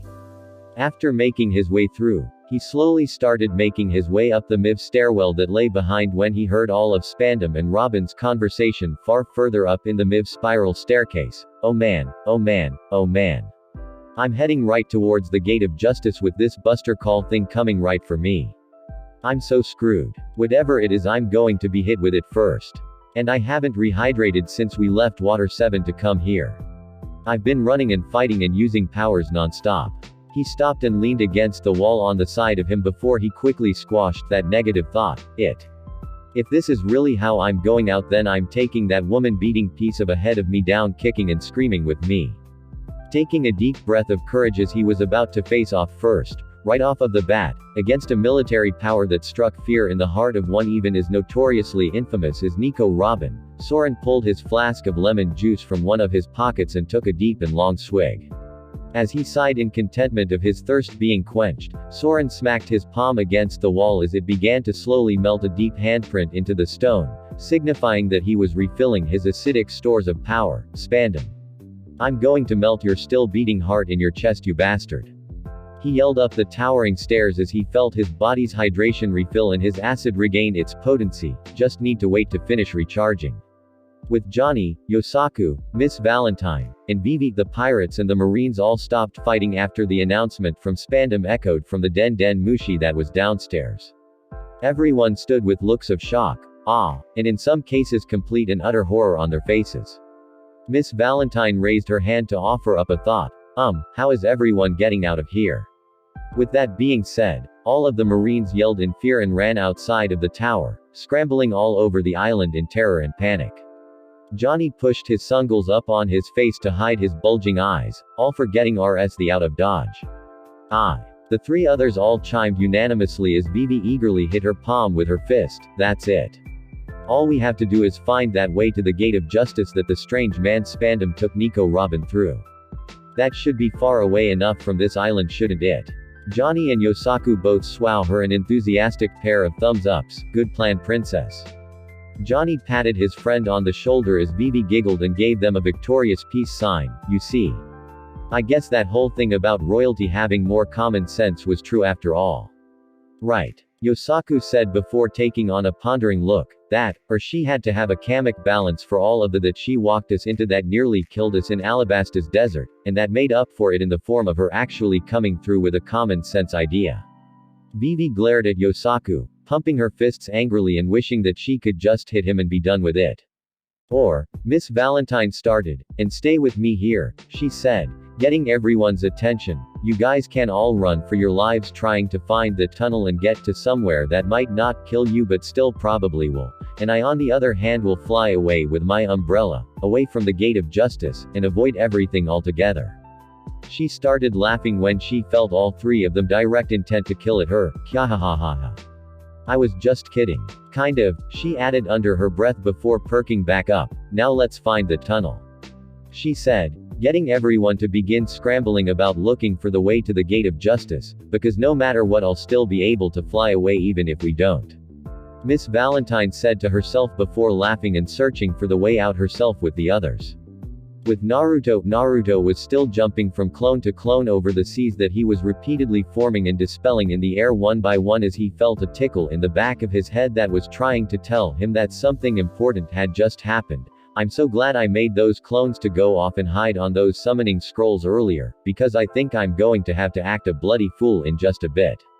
He then growled at the ongoing waters he was ping over. Why is this bridge so far out of the way? How is this convenient to anyone? With Nojiko and Nami, poor little dears. Khalifa said as Nojiko coughed up blood, pulling herself to her hands and knees. You don't even have the slightest hope anymore, do you? Nami, still unable to stand up, scoffed. Please, save all of that overflowing concern you have. We're all used to situations like this. Each and every one of us. With Murat, all of the members of the Frankie family and the Galila shipwrights that had been defeated earlier had been captured and left in the courthouse as the Marines all fled towards the front of the island to escape. We're all going to die, they left us all here. Peeply Lulu said. Polly sighed as he had a lit cigar in his mouth. Obi men will you? If we're going to die then go out with some pride. If it's over, right? Not really. Murat said, as she ran down the stairs leading from upstairs. I'm still here. She pulled a pair of razor-sharp scalpels from her pack and began cutting them free. I'll have you all free in no time at all. She winked roaringly at the captured men as she began to cut them free. I still need you guys to help me get out of here. I can't do anything on my own. When she got to Polly, he responded calmly, "No, that's okay," he said as the ropes around his body dropped and she remembered his ability. Mirai's eye twitched as a tick mark formed on her head. "You tied yourself with your own ropes, that's why you were trying to act so cool just now." She palmed her face. Just help me get everyone else free." She fumed to herself and returned to freeing the captured allies of her crew. "I'm always around the most uncool people that just swear that they're awesome." Nami and Nojiko versus Khalifa. Khalifa pocketed the baby Den Den Mushi she had heard Spandam's message through. "Well, it looks like things will be getting busy around here soon. If we stay in the tower with the rest of you, our lives will be in danger too." Nami glared at her and stood back up with help from her staff as her legs were still covered from Khalifa's last attack. "If you're going to run, then drop your key and leave. You won't need it." Khalifa vanished with Soru and appeared behind Nami. "I'm sorry. I wanted to have more fun with you first." She grabbed her around her body as bubbles flowed from her body and began coating Nami completely, starting with her waist and going up over her hands, just like her legs, "But it's unfortunate that we have to evacuate so quickly." "Goruden-a. Get away from my sister," Nojiko shouted with her pistols lined up directly beside each other. The tops of them each had a semi-circle with designs drawn on them that when joined made a complete seal. Sora no Kazugakifu, wind blank bullet. From the barrels of both pistols, a ball of air formed, slightly larger than both holes of both barrels and fired with a small shockwave of air emitting instead of a muzzle flash that would occur with regular bullets. Khalifa let go of Nami and encased herself in a hardened shield of bubbles to escape harm instead of using Soru to move. However, when the compressed ball of air hit the wall, it burst with incredible concussive force and knocked Khalifa's shield back into the far wall, cracking both the wall, and blowing away most of the shield on impact, revealing a slight portion of Khalifa's body before the shield dissolved back into normal bubbles. Still unharmed from the attack, however, Khalifa glared at Nojiko, who had let both pistols fall to her side as she was breathing heavily. "That attack was rather lucky. I wasn't aware that you could use attacks like that. I just assumed you were some little girl with guns. I won't let this happen again." She vanished in a blur and reappeared in front of Nojiko, who was once again ready to respond, but still didn't seem to have the speed to do so. Shigen finger gun. She stabbed through Nojiko's body with her finger only for it to be revealed as a fake that dispersed into haze. "That's so cute." Khalifa heard Nojiko's voice from the other side of the room. "You called it a gun." She thought she saw Nojiko and rushed over again to stab her only for it to be revealed as another fake. Nami's voice laughed as it echoed in the MIV room. "She really can't find us. You're a good distraction, Nojiko." "Shut up, Nami." Nojiko grumbled in response. Before the fight could continue, through the floor of the room crashed a MIV-furred figure with a large red hat on its head. It let out a roar, alerting Khalifa to its presence as she turned to fight it. "Which one of you two were the Zone Devil Fruit user?" she said, mistaking the monster as either Nami or Nojiko. The appearance of the monster was actually very similar to one other person that they knew, especially the red hat on its head, Chopper. Nami wondered as she could finally find the resemblance. How could this monster be sweet little Chopper? She saw Nojiko slowly lift her pistols for another attack and lowered her sister's arms to prevent her from shooting Chopper. In this case, it would either injure him, or just piss him off. Khalifa didn't get that memo. Geppo, moon step. She began jumping off of the air at Chopper before kicking him right in the face. Renkyaku, storm leg. Chopper took the kick as if he had seemingly wondered what had just happened. Nami moved forward slightly. "Chopper, are you alright? Why do you look like that?" Instead of any kind of intelligible response, Chopper attempted to smash Nami and Nojiko into the ground with a MIV paw. Nojiko had to grab Nami due to her immobility and dive with her out of the way. Yes, because calling out to the giant monster that just busted through the floor is always a good idea. She said sarcastically. "Why doesn't he recognize me?" Nami asked as she saw Chopper attacking a dodging Khalifa. "My upper body still looks normal, or is it because he isn't Chopper anymore?" She and Nojiko stood back up, ready to move again. "Chopper, what happened to you?" "It's me, Nami. Calm down." Chopper ripped up Khalifa's MIV bathtub straight out of the ground and threw it at all of the women, missing them and sending it sailing through the wall to Khalifa's room and down over the balcony outside. No. Sanji was supposed to be at the bottom of the stairs out there.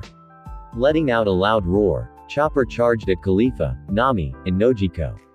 One of them avoided him better than the other two did. As he ran through the wall he had already broken and ran through the halls of the tower on a rampage. Nami tried to stand up on her hard to mobilize legs. We need hurry and stop Chopper before he does something to one of the others. Nojiko held her head where a piece of wall had hit her and gave her a nasty gash. How are we going to do that? This bubble lady kicked him right in the face and he barely even flinched. That's your comrade? Khalifa asked incredulously. What a creepy pet. You sure are a weird group of pirates.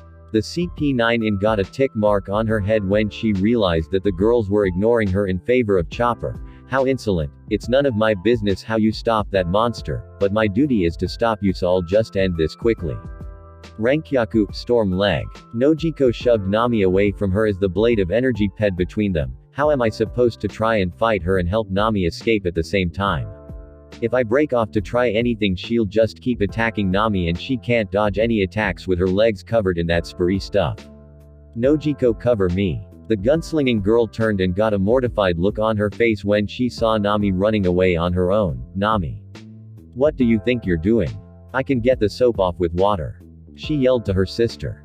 Nojiko gasped and then nodded before lifting her pistols back at Khalifa.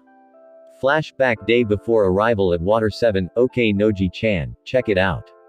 I am a genius. Naruto said as he showed her all of her arsenal of guns laying on the desk in his room. Nojiko looked over the firearms appraisingly as she wondered what he was referring to. All she could see were some weird markings she hadn't seen on her gun drawn until he had taken them away from her. Okay, you're a genius. Why are you a genius, Naruto-kun? She noticed a huge grin on his face. What's the matter? Naruto held up one finger and pointed it at the guns that fire without bullets. He laughed at the astonished look on her face. You may feel free to do whatever you wish as a thank you to my greatness. He said as he outstretched his arms and shut his eyes and waited for Nojiko to thank him accordingly. After a moment when he didn't feel her barrel into him and knock him onto the bed, he opened his eyes. Oi. Where's my thank you sex? Nojiko had one of her pistols in her hand and was looking it over before she pointed it and pulled the trigger, getting an empty C. It didn't fire. She said with a frown. Naruto muttered as he took the pistol from her. Ungrateful girl has no faith in Fuinjutsu. He grabbed the second pistol from the table and held them both together side by side. Now check it out. He pulled the triggers and a powerful ball of wind flew from the guns, smashing through one of the walls to his room. I can fix that. What the was that? He heard Murat yell from the common area. Naruto yelled through the hole. Experimental accident. I swow a gun inside of the ship. Who shoots a god gun inside of a ship? Murat yelled in response. Grow up, Naruto-sama. Naruto ignored her with a twitching eyebrow and turned back to Nojiko, who had picked up her swaugan and had it aimed from her hip. Ready to fire. No. He yelled as he threw the pistols into the air and snatched the swaugan. Nojiko caught the pistols and grinned, aiming them the way she had seen him do. Noji-chan, stop trying to shoot these in my room, go outside. Nojiko pouted and lowered the pistols. Ah, no fun, Naruto-kun. She handed him back the pistols when he held his hand out. Naruto took the guns and began to explain. This is the single most hazardous thing I have experimented with in years, but it's a total success. He said in a prideful fashion. Whenever you're out of bullets, these guns can now also fire using your chakra in a myriad of super fun ways. Wind, fire, lightning, water, and earth, like a mini jutsu. These elements, depending on the state of mind you're in, will fire from your guns when you pull the trigger. With some practice though, you'll learn how to use each element. This is something you'll have to do on your own because I don't know which of your emotions would control which element. Every person is pretty different with that kind of thing. He pointed at the pistols. These were too small to inscribe the seals on both equally, so I had to split them. You need to join them together to fire an elemental attack with them. Nojiko took all of this in and nodded. So, theoretically of course, I can shoot fireballs at people. She looked at her pistols inquisitively as she took them back. Naruto nodded. Theoretical nothing. Yeah, your bullets will be elementally enhanced too if you shoot a loaded gun with your element. I just wouldn't try using bullets with fire, especially with the swaugan. Don't do that. Seriously, I'm not kidding, don't even around with that. He stopped her from going outside. One more thing. These actually forcefully convert your chakra to the right element you're using. Depending on the element it will use more or less chakra with the attack. Cool. Nojiko gushed as she rubbed her pistols against her cheek. I can use that chakra stuff you told us about all the way back then. No you can't. Naruto said, unfortunately shooting her down on that front. It forcefully takes your chakra when you fire.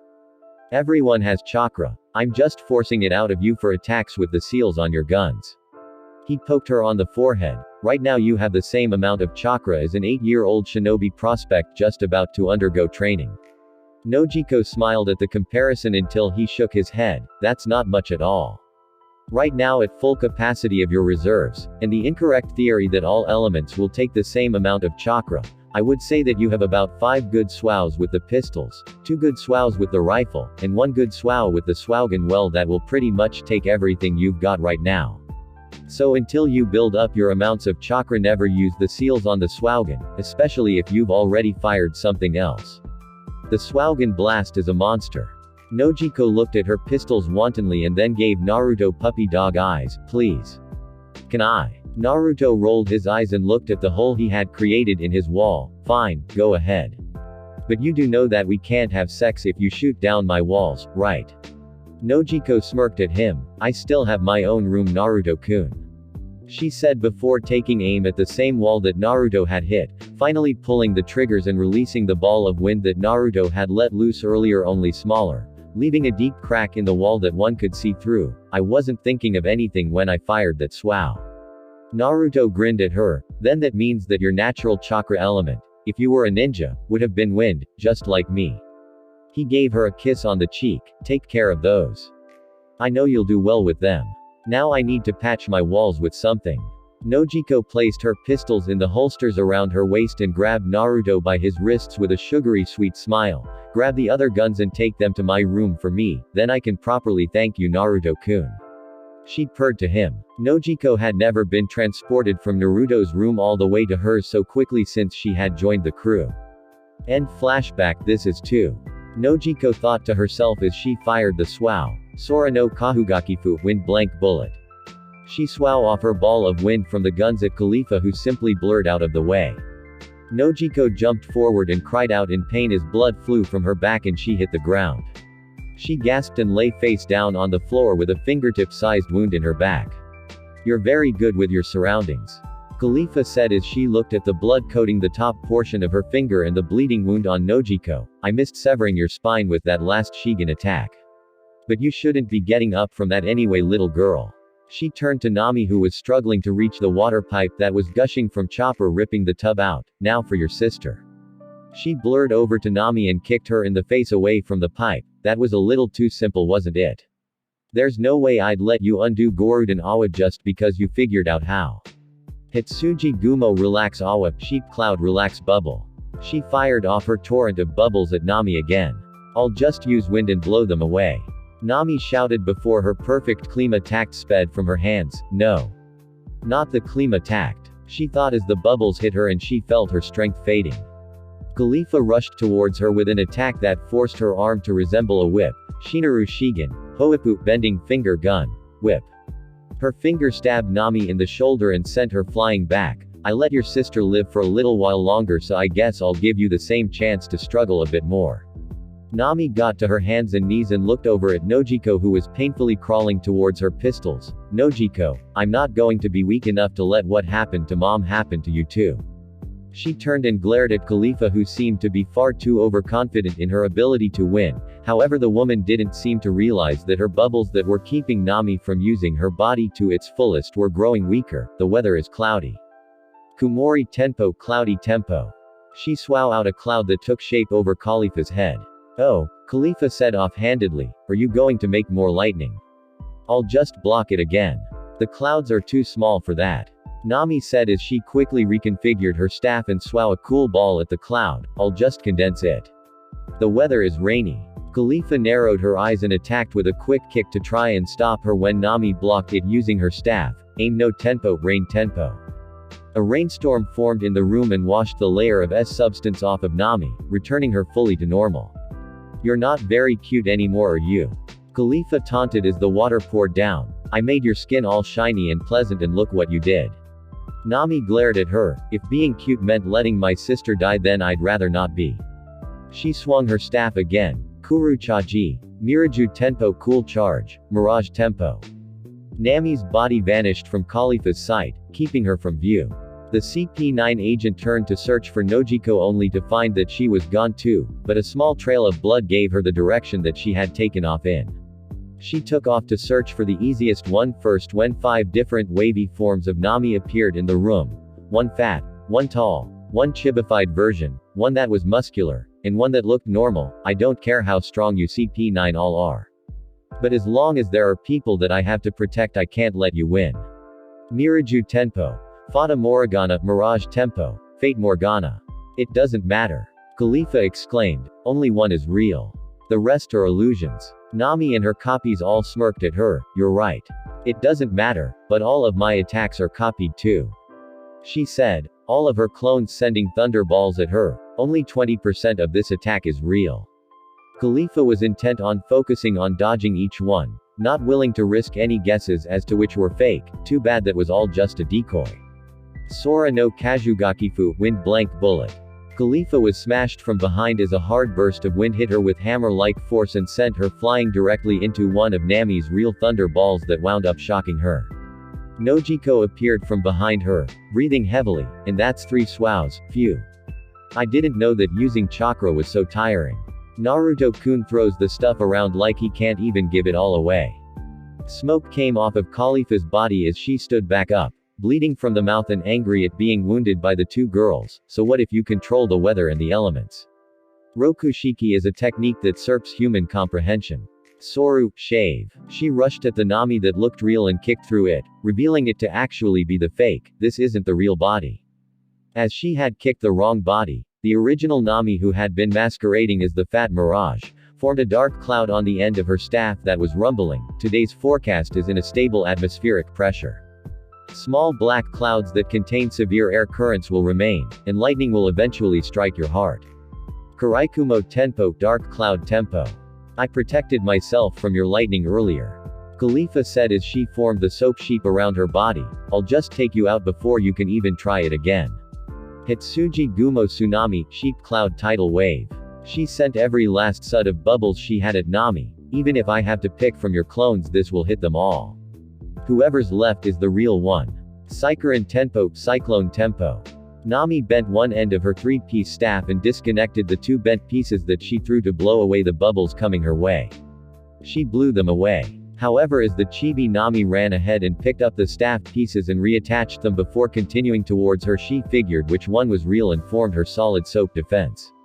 No you don't. Nojiko yelled as she pulled her swaugen out. You blocked the other one, well block this. Shiru o Haukai Fu, wind collapsing S. From Nojiko's swaugen, a thunderous blast of wind took the form of a large jagged arrow 3 times her size and hit Khalifa's shield, tearing it apart instantly on contact and even immediately cutting Khalifa herself in multiple places on her body. Is that is? She said, swaying in place, as she was still standing due to her Tekai ability and her shield having done most of its job before being blown away. Is that all you 2 have left? Nojiko fell to the ground on her hands and knees from exhaustion. You really should listen to a navigator's forecast. Nami said from beside her sister as she held up her staff with the black cloud on the end. The thunder from this attack comes to the Klima attacked from a black cloud I've left already. She pointed behind Khalifa to the spot she had been in where she reattached her staff. A black cloud hovered slightly off of the ground. Nojiko smirked, though she was on one knee at this point. I guess you were right, Nami. I am a good distraction after all. Sandao Ransu Tenpo, Thunder Lance Tempo. A lightning bolt struck Khalifa from the cloud as it was attracted straight to Nami's staff, and the CP9 agent had been standing between them. As Khalifa's body hit the ground, Nami helped Nojiko stand up. No matter how strong you are, you should never try to fight a pair of navigating sisters. She helped Nojiko over to Khalifa and reached down to her body. I'll be taking that key that you have on you now. With Naruto was still using his clones as platforms as he was clearing the ocean towards the Bridge of Hesitation as fast as he could form clones and jump. I don't know why they called this Enies lobby place one whole island. The way I see it, there are 3. Since none of the Ing Islands are connected above water and this is separated by miles. If I didn't need to keep my number of clones down, I would have made a pile of them in the air so I didn't have to wait for one to dispel. He then saw the gates in the distance slowly open down the middle and he grit his teeth. It's not ending like this. If Robin-chan goes through that gate, I'll just tear it open and get her back that way. I'll find a way to jump over the thing. It doesn't matter. I'm getting her back. He renewed his efforts to reach the gate. With Nico, Robin and Spandam bridge of hesitation, Spandam was panting heavily as he started dragging a beaten-up Robin over the bridge by her hair. Due to her trying to escape, he had to stop her himself, being all alone, and drag her all the way out onto the bridge. Do you see it, Nico? Robin? We're here. The gate of justice is already open and ready to welcome me. It's been a long journey, but once we pee through the gate, I will be the government's. No, I will be the entire world's hero. Robin continued to try and struggle, but with the cuffs on she was powerless to do anything but continue to be led on by the wicked director of CP9. Now let's go. It's time to cross. He pulled out his baby Den Den Mushi and yelled into it, "Hey guards. Get out here and salute the hero that has captured Nico, Robin and discovered the location of Princess Nefertari Vivi." Spandam Sama is marching through.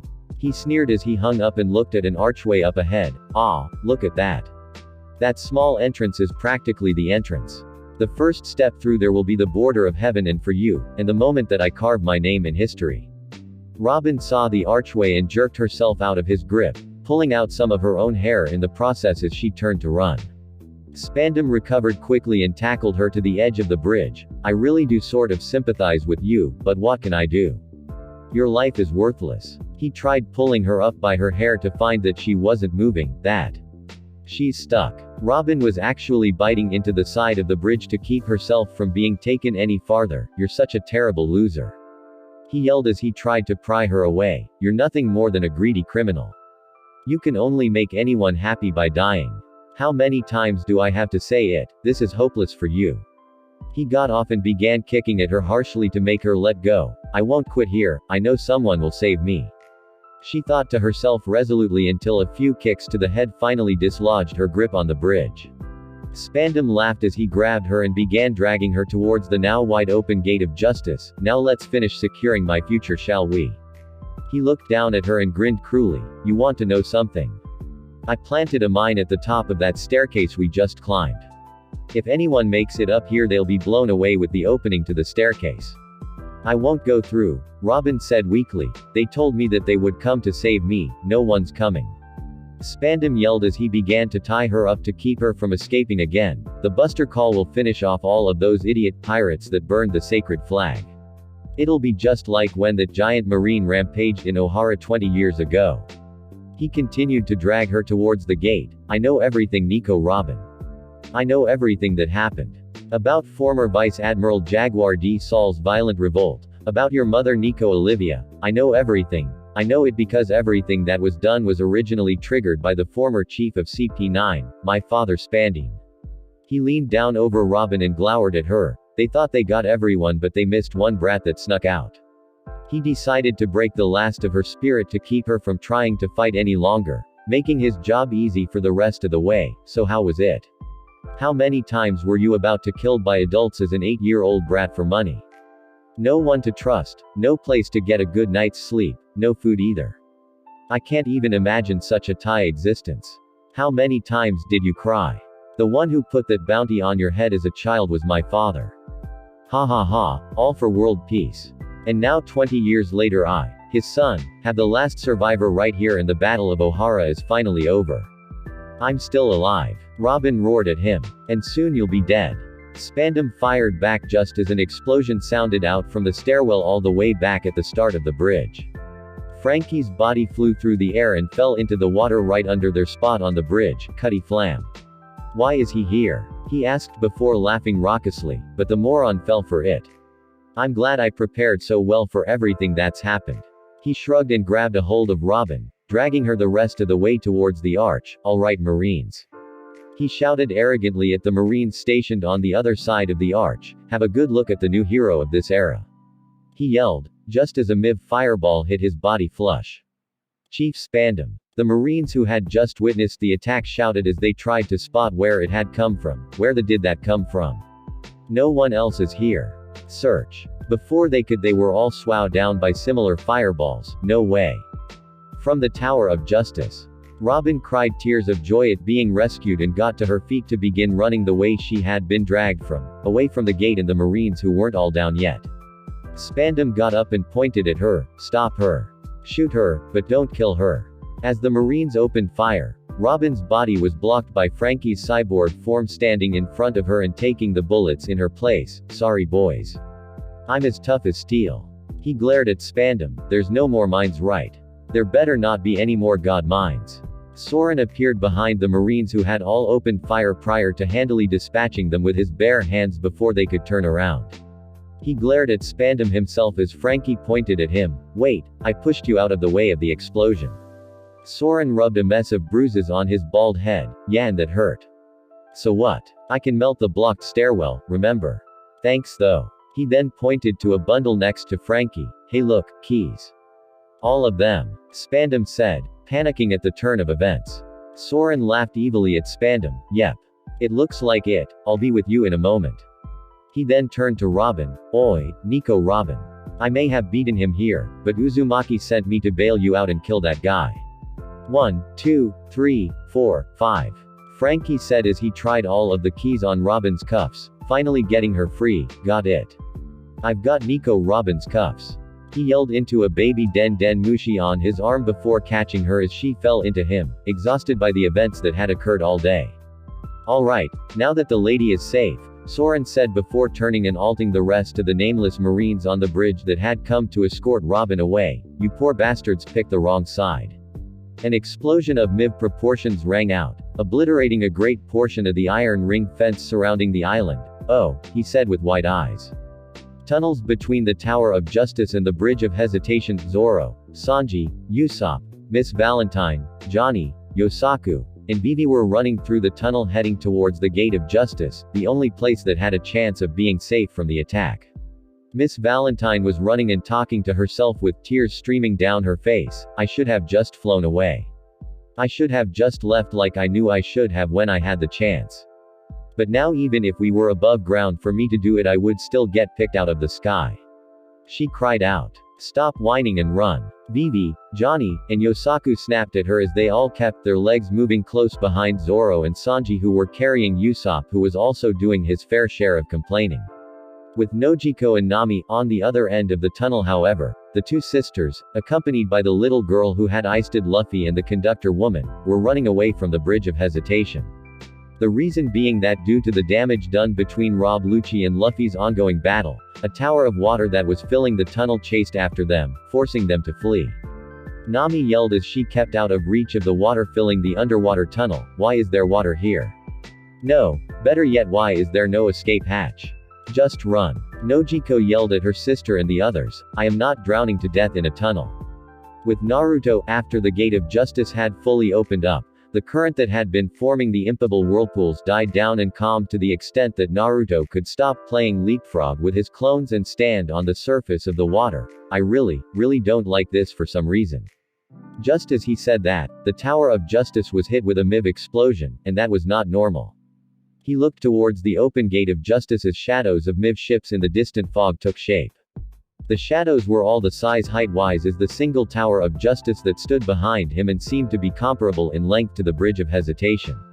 As they emerged from the fog and ped the Bridge of Hesitation to show just how MIV the ships really were, Naruto's eyes hardened as he bared his sharp canines. So I'm going to go out on a limb and say that this is the Buster Call Robin-chan tried to warn us about.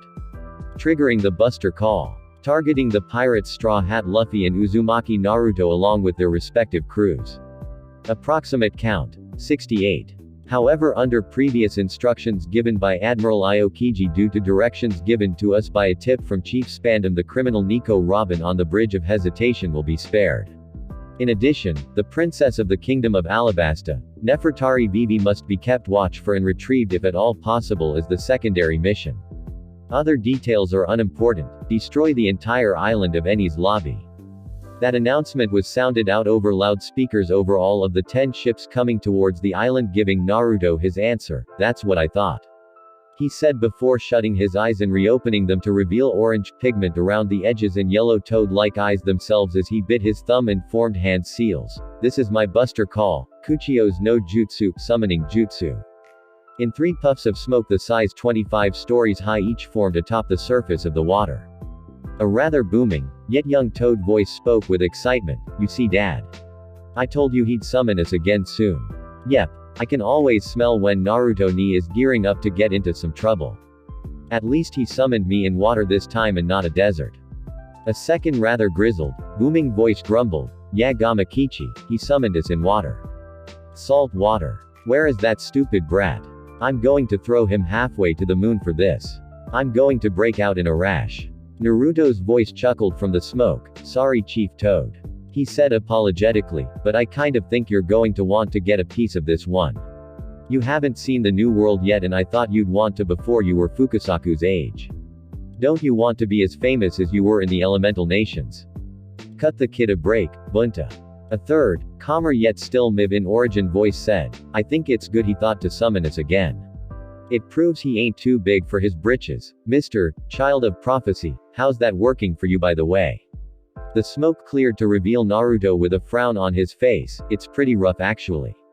The world is huge and I haven't seen even close to all of it yet. But this is going to help I think. Just be careful, they have these weapons called cannons. They're seriously no joke. Normal cannons would give you guys some problems, these cannons aren't normal. A grin crossed his face as the smoke completely cleared to reveal a Mib trio of toads. One was magenta with markings going down its eyes. It had horns, wore a robe, and held a shield and a Susumata in its hands. The second toad was dull, rusty red with brighter red marking around his eyes and chest. He had a scar over his left eye and had an open blue kimono, and a sword. The final toad that Naruto was standing on the top of was orange with blue markings around his eyes and chest. He was slightly smaller than the other two and wore a blue open jacket as he seemed to be way too happy to be there. So, what's the plan Naruto ni? Plan. Naruto said as his grin dropped and a hardened look remained. Well, the original plan was to turn this place into a lopsided warzone. Now it's time to actually go ahead with that. Gamakichi nodded with Naruto still on his head. So is this that blast of fire thing that I talked with you about when we were in that desert? All ships commence attack. Naruto cracked his neck in preparation. I don't know, it could be. Thanks for listening. I hope you guys liked it. Don't forget to subscribe and leave a like for more what ifs and support the author. See you guys in the next video.